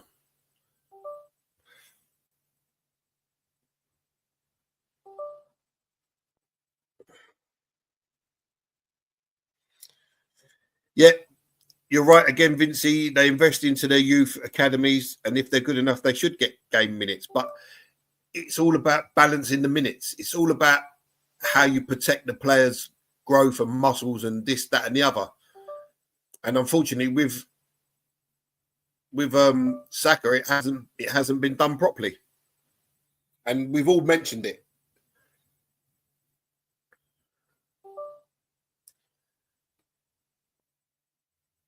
That's never a foul in a million years.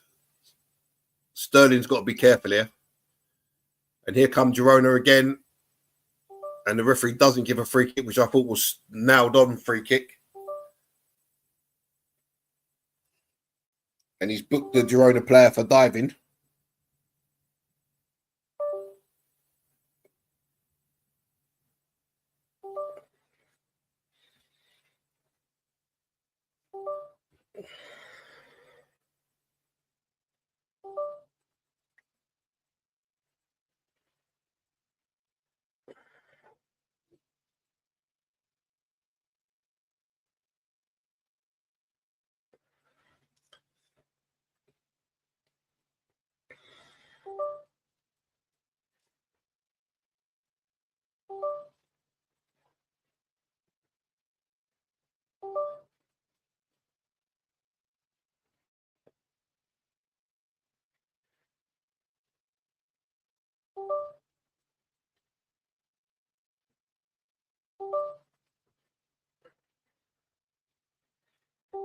Arsenal are under the cosh here, guys.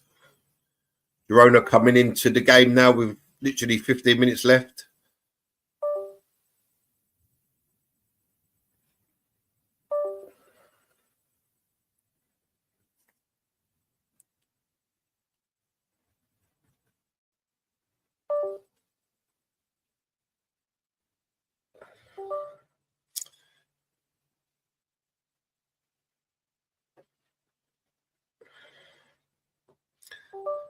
Vincey saying that's on the club, Gary. Is it really a bad situation where Arsenal have had to rely on a young player like Saka for so long? Yeah, it is. It is. But what is even worse is that there has been no suitable replacements to give these guys like Saka, Odegaard, and that a rest.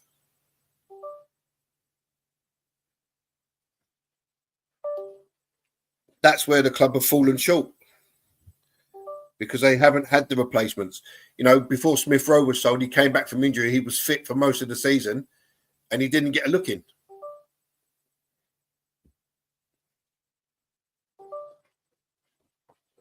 You know, Fabio Vieira, I think Apollo put up some stats at the beginning of this season, which showed the amount of minutes that was played by Nelson, by Smith Rowe, by Vieira, and they were nowhere near as high as they should have been.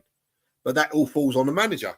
If the manager's not playing the players, there's nothing that they can do, and the workload shouldn't just fall on certain players to play 95 plus minutes every single game. Yeah, Declan Rice on for Jorginho. A wise change there just to get a bit of grip into this game, into the midfield.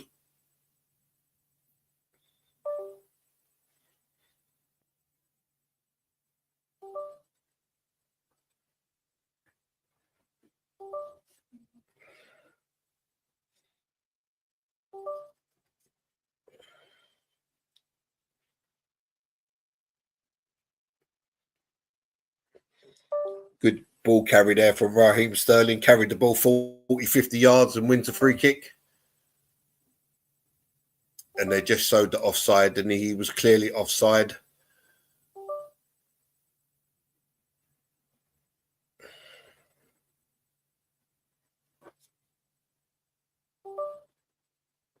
Well, for all their pressure in this second half, Arsenal haven't looked like scoring at all, barring the one corner that Timber somehow deflected up into the air and not into the net.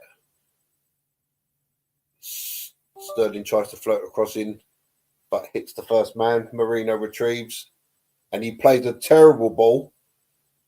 And Girona come again. It's 1 versus 3. And Danjuma's running, and he overruns it into Neto's hands.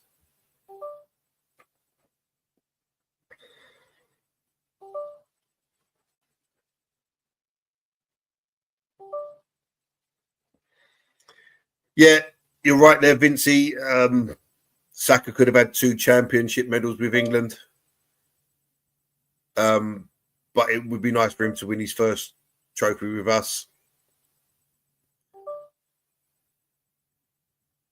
Didn't he win the FA Cup? I think he's won the FA Cup, hasn't he? That was his first trophy.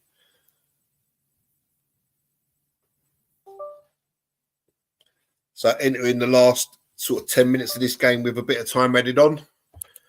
And it's still in the balance. Apollo says Liverpool winning the table without even trying. I think Liverpool were banking on going to PSV and winning, or Barcelona losing or drawing.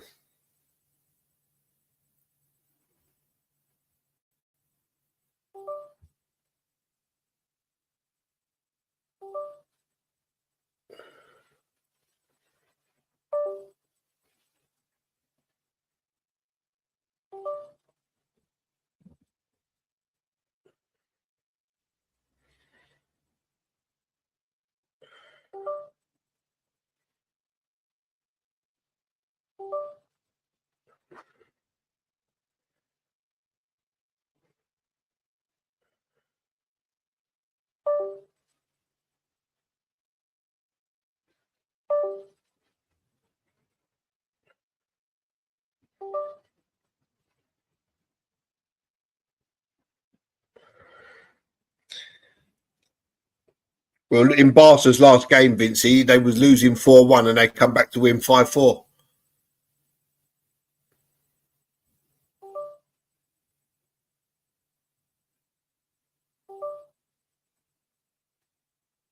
Neto's distribution is terrible. Well done, Declan Rice. Oh, well done, Marino, rather.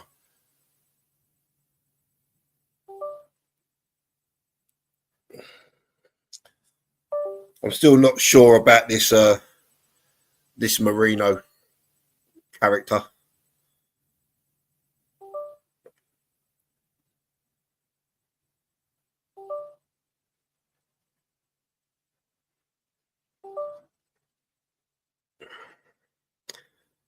Vincey saying that this Barca team are so open, it's end to end.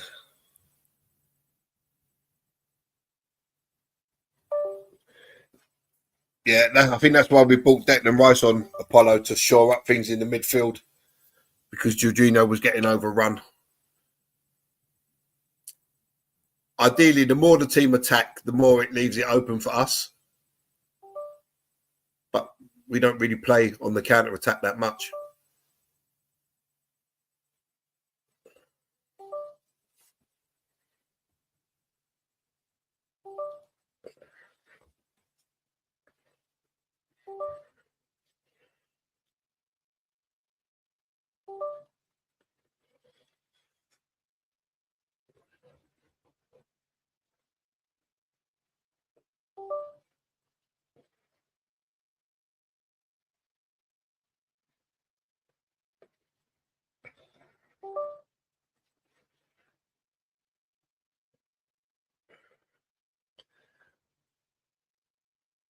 Yeah, now where his day is done and Gabriel Martinelli enters the field.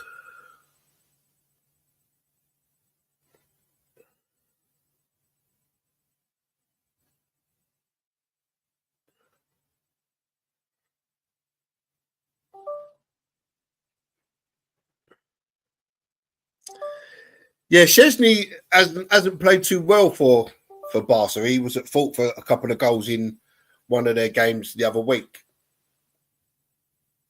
So there was, I'm sure there was some calls for us to bring Szczesny back as our second backup keeper.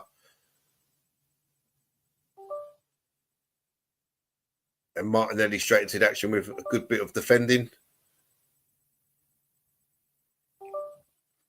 Oh, Kai Havertz, you've got to do better than that. So Kai Havertz has hardly touched the ball since he's been on the field.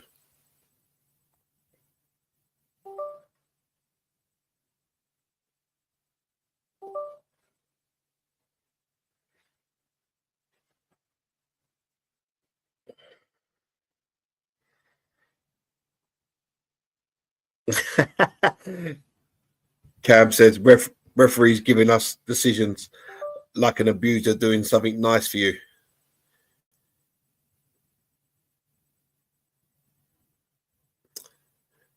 Yeah, true, Vincey. If we would have signed Szczesny, we could have loaned another player in the Premier League.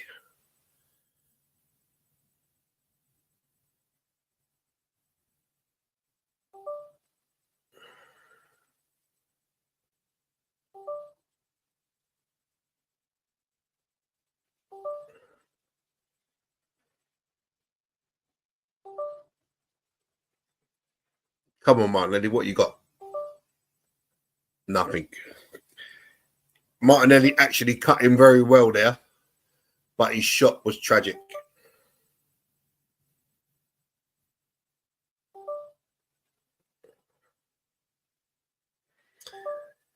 That's because Szczesny's one of the old-style goalkeepers that didn't need to play. They just needed to save the ball.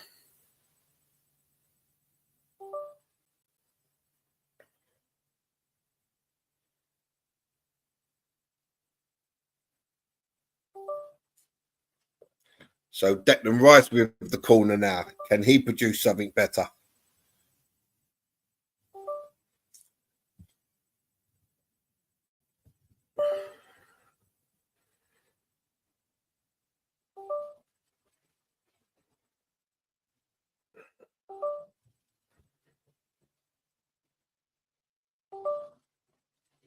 And it's out for another corner. Declan Rice driving to the byline, and his cross is deflected out for another corner.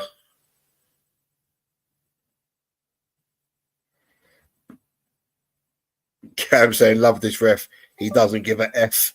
Reminds me of my old school teacher. Maybe it's him, Cam. Maybe it's him.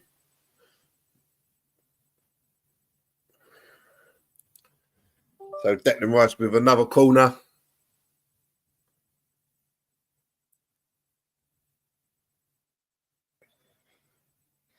Five minutes added on, guys.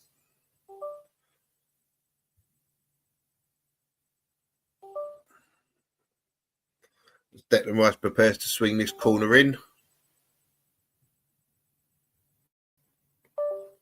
And the corner swung in, and the keeper touches it over the bar for another corner. That will do. Just eat up the clock.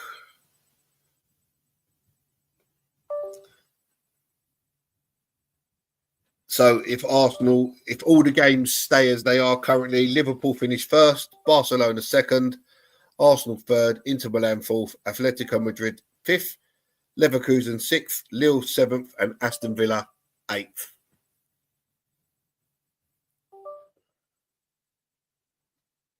Odegaard is playing as a six.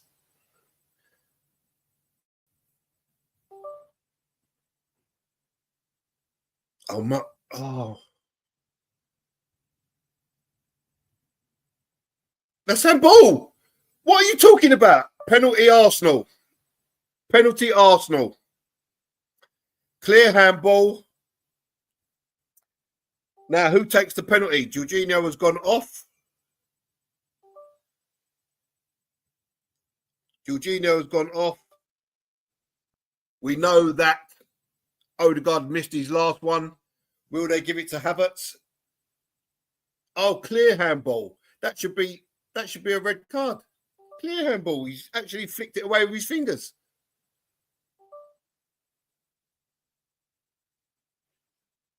So Arsenal have a chance to put the game to bed.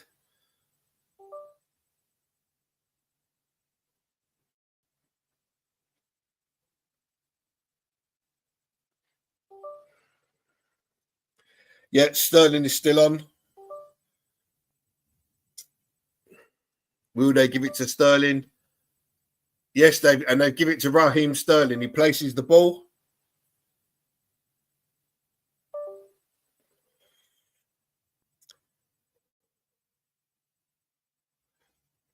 Sterling has taken it. Vincey, you've got your wish.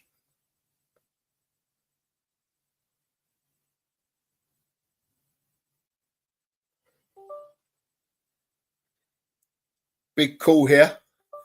Obviously, with Odegaard and Havertz both on the pitch. Is Sterling up to it? No, he's missed. Raheem Sterling has missed the penalty.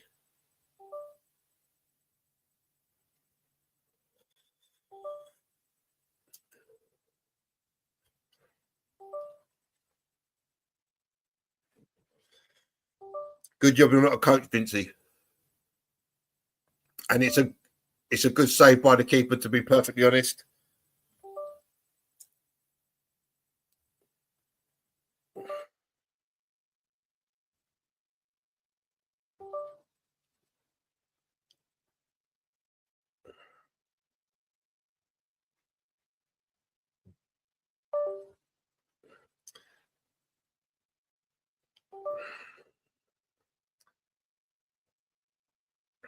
So corner, Odegaard to take.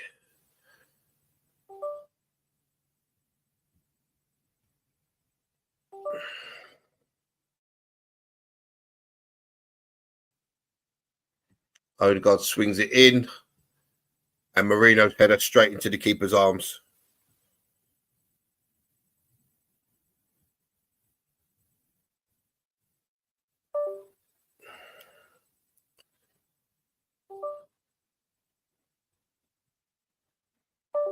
And Arsenal have another corner.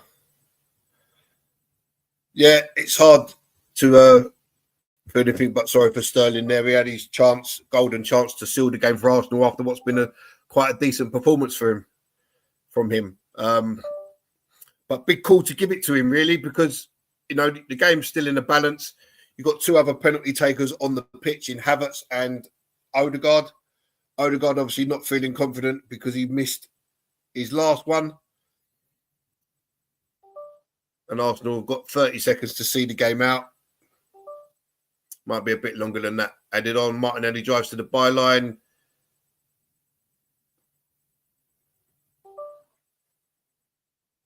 Lovely tackle, Miles Lewis-Skelly.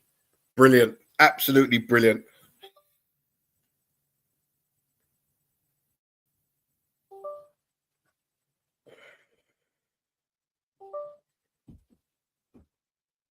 And the game has finished 2-1 to Arsenal. So Arsenal make it through, qualified in third position in the Champions League table.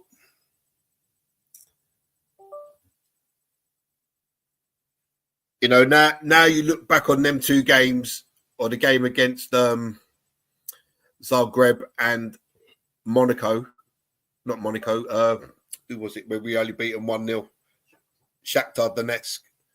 And if we had scored a few more goals in that, we could have comfortably finished second. The goal difference to Barcelona ahead of us was only 2.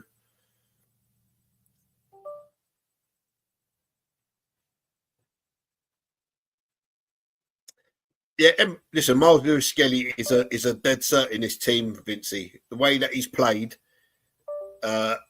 has been absolutely brilliant. I think it's a bit different for a midfielder than a forward when you're coming into the first team. But Miles Lewis-Skelly's performances have been top-notch in every game he's played. So Arsenal win 2-1. We made slightly hard work of it in that second half. We didn't really get serious until the last sort of 5 or so minutes. But the job is done. As Apollo has just said, the job is done. And we're through. Qualified in third place which gives us a nice couple of weeks off during the playoffs. And hopefully the team can get away to Dubai. We all know what happened when they came back from Dubai last season. They came back in red hot form.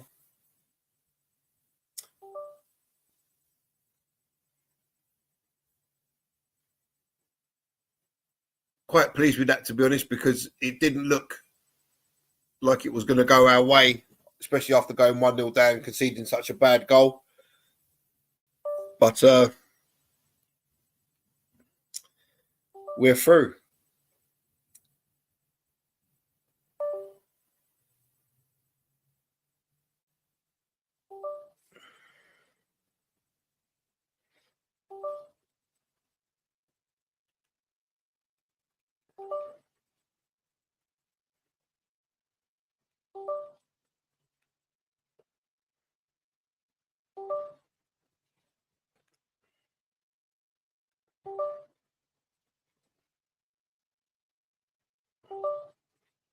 Well, Liverpool 3-2, and they've had a man sent off.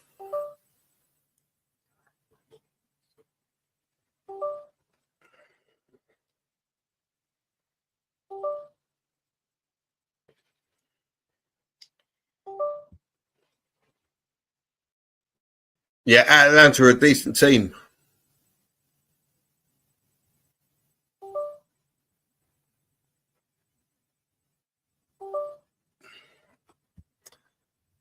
Yeah, Cam Odegaard missed his last penalty, and he's obviously not confident. But you know, you've got Havertz on the pitch. So you could have given it to him. Apollo has sent in his player ratings.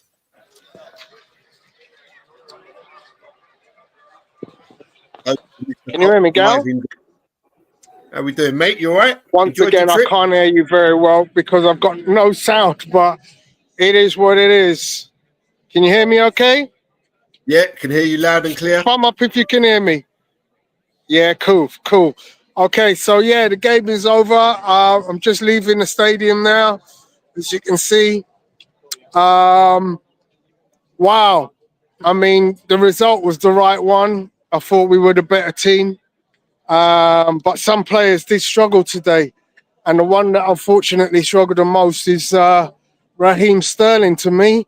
I mean, you get 90 minutes against an inferior opposition where, you know, you're given the opportunity to show and shine, and you stink the place out and miss a penalty.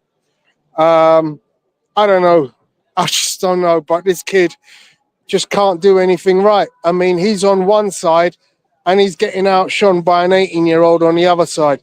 He was once the wonder kid of England, and now, you know, he's so far off it. He is so far off it.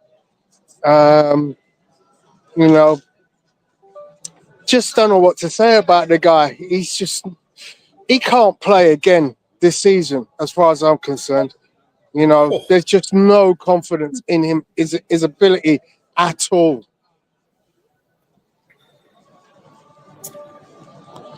That's a harsh opinion. That's a harsh opinion. I can't hear what you're saying, Gal, but I'm going to leave that with you.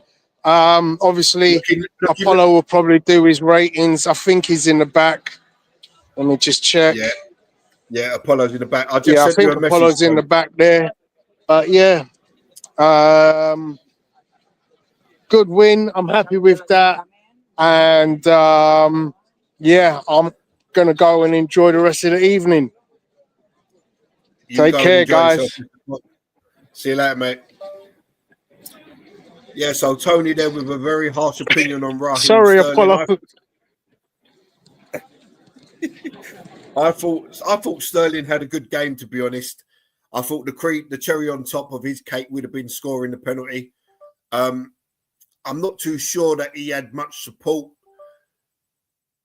out on his wing. Marino didn't seem to be getting up to support it. In the first half, we had Calafiore getting up to support him a little bit, and he did play Calafiore through with a lovely little ball, but Calafiore was offside for the goal that was disallowed. So I disagree with Tony there. It's not often that me and Tony disagree, but I disagree with Tony there. And I thought Sterling had a decent game, and I think there's more to come from him, but he just needs the minutes to get his stuff up to speed. But yeah, it's funny how opinions vary. Emerson says he called it before the match in one of his earlier comments. What's that, Emerson? The Barca Atalanta? 18 says nobody would have believed Arsenal would finish third. And the bad thing about it all is those banter fans won't even give Arteta any credit for it. Always blaming when things go wrong. Yeah, we've done really well to finish third in this group. In this Champions League format, especially when we've played a few games without our star guy. I think if Saka would have been on show tonight, I think that score could have been anything. But the important thing is we got the result and we qualify in third, which gives us a much better... Oh, yeah, Emerson predicted the correct score. Well done, Emerson. You're our top dude. And we're glad to see you back around. And hopefully we'll get you back on a stream fairly soon, my friend. So Apollo has done his player ratings. He's given Neto a 4, Thomas Partey a 6, Kivior a 5, Gabriel 7, Calafiore 7.5, Jorginho 7, Marino 7, Odegaard 6. Nwaneri is his man of the match with a solid 9. His own cousin, Raheem Sterling, he's given a 6.5, Trossard a 6.5, and Arteta a 7. Neto, for me, I'm going to give him a 5. He was badly at fault for the first goal, and also he nearly got caught trying to play the ball out as well in the first half. But in the second half, he was a bit more reassured and kind of redeemed himself a little bit. Thomas Partey, I can agree with the 6 for him. Caught out with the ball in for the first goal. But apart from that, he was okay. Kivior struggled a little bit, but then came back into it in the second half. I'm going to give him a 6. Gabriel 7, I can agree. Calafiore 7.5. Unlucky not to score another beautiful goal. Jorginho 7. For me, Marino gets a 6. I'm not too sure what role he was playing. At one point, he seemed to be the left 8. Then he seemed to be in the 6. Didn't really get forward to support Sterling. Didn't really make his presence felt in the box. Odegaard in the second half played beside Jorginho. A 6 for him. Nwaneri, a brilliant performance. He held the ball up well. He run with the ball. He beat people. He scored a banger of a goal. He gets my man of the match. Sterling, I'm going to give him a 7. I thought he was dangerous every time he got the ball. I thought he should have had a penalty. I thought it was a trip on him. He misses the penalty, but that can happen. We've seen it happen. But I thought it was a good game. Trossard did okay. I could agree with the 6.5 and a 7 for Arteta. Yes, Arsenal receive a £12 million bonus for finishing third. I think it's also plus 2.8 million for winning the game.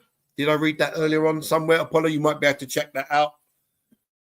So all in all, a very good night for Arsenal. And there Apollo's put up the table. So Aston Villa sneak into the top 8 at the cost of Atalanta, Borussia Dortmund, and Real Madrid and Bayern Munich. So the playoffs I'm not sure when the playoffs take place, but all I know is that Arsenal have a deserved 2 weeks off while the playoffs take place, where the boys can get together and relax and recuperate. And now the question really is, can Arsenal get some signings in the last few days of the window? It goes to February the 3rd. Can Arsenal get some signings in to bolster this squad?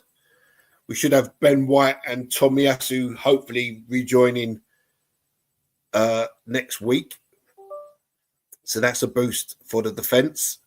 And it gives guys like Timber a good rest, a very well-deserved rest.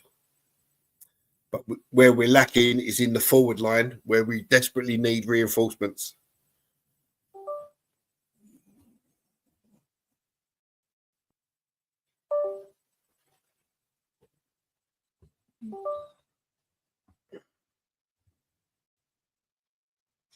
I mean, look at the teams there that have finished. The teams there that have finished 9th, 10th, 11th, and 12th. You know, Bayern Munich, Real Madrid, Borussia Dortmund, and Atalanta. You know, when we went away and played Atalanta, it didn't look good, but we've turned it around in great style. So Tony's saying it's imperative that we sign. I think he means to say it's imperative that we sign a striker. I think everyone agrees with that. Cam is saying the importance of this round is to miss those extra games. Yeah, that's correct. Glad we've avoided that. The club is in a good position, maybe reaching the semi-finals, but they have to get some players in or we won't survive. Yeah, totally agree with that, Cam. Emerson has given his player ratings. He's given Neto a 5, Partey a 5, Kivior a 5, Timber 6, Calafiore 6, Jorginho 5, Gabriel 5, Marino 5, Odegaard, he hasn't given a score now, Wary 8, which gets his man of the match, Trossard 6 and Sterling 5. He's given Havertz a 5, Rice a 5 and Arteta a 6.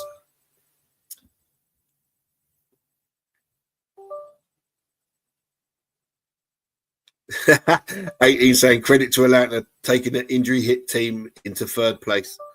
Yeah, when we played them, we was missing Odegaard, wasn't we? I believe. You know, and Raya pulls off a great penalty save and then gets up to save the rebound. But you know, we was all kind of thinking, oh, it's not going to be a good thing in the Champions League. But you know, then we turned it around, beat PSG at home, beat Monaco at home. You know, so we've done really well.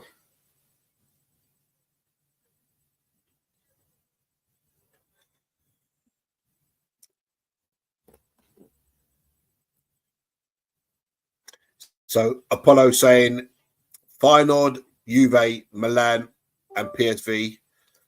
Nice list of potential opponents in the round of 16. And obviously in the round of 16, the second leg will be played at the Emirates. The first leg will be played away.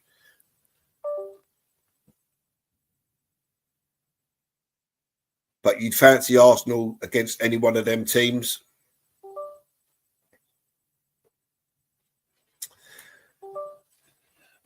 To be honest, none of them teams should really stand a chance against Arsenal. Emerson saying home matches were the key. The Shakhtar Donetsk was the one that was the banana skin. I wouldn't say it was a banana skin. We just failed to really put our chances away in that game. We won 1-0. It should have been about 4 or 5. That's the only game we really let ourselves down in the Champions League. Tony saying, well done, Gary, for holding on the fort. No problem, guys. Thanks to Apollo. My pleasure, mate. Anytime. We have Tony as our roving reporter now, Apollo. I think we should keep it this way. I think you should go on the 101 accounts and get around to every ground so we can get the roving reporter, Tony Cox, for 101. It's been my pleasure, guys.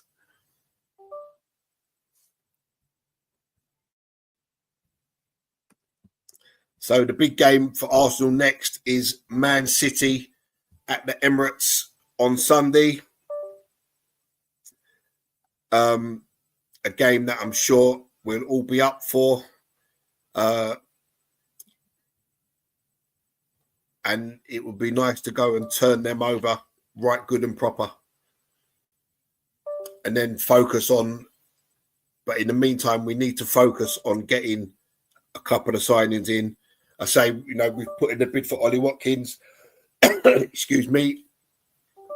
So it's a positive sign. Also, we've been linked with Matthias Tell, which would be a loan from Bayern Munich with an option to buy. For me, 2 signings, that could be a no-brainer. If you have to pay a bit extra to get the guy, go and get it done. Thank you, Emerson. The only person that was missing, my friend, was yourself.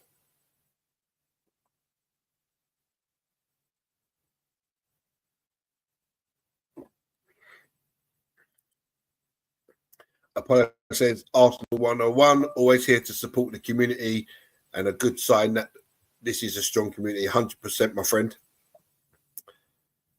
Tony, I fly back from Barcelona on Sunday. Should be at home in time to join the stream. Brilliant time. The A-team back in action. We might let Apollo join us. Hey, Tony, what do you reckon? Yeah, Apollo's still a bit under the weather. So, unlike Arteta, we don't whip him about here. He can take a rest while someone else fills in. So, get well soon, bro. And we hope you're better. And we'll see you Sunday.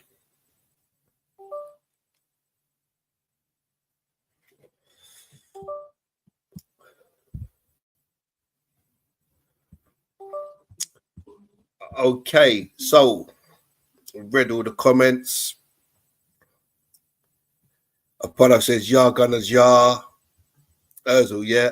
I just don't have a voice at the moment. Yeah, you rest up, my friend. There is no drama. We're here to help you out and back you up in any way we can. Okay, guys, that is the end of this live watch along. Arsenal beating Girona 2-1 to finish third in the group table stage of the Champions League, which gets us straight through to the round of 16 and a nice 2 weeks off where the players can rejuvenate themselves and prepare for the resumeration of the Champions League and the league. So for me, it's a good night. From Tony out in Girona, it's a good night. And from Apollo behind the scenes, it's a good night. Thank you all for tuning in. And we'll see you all again on Sunday.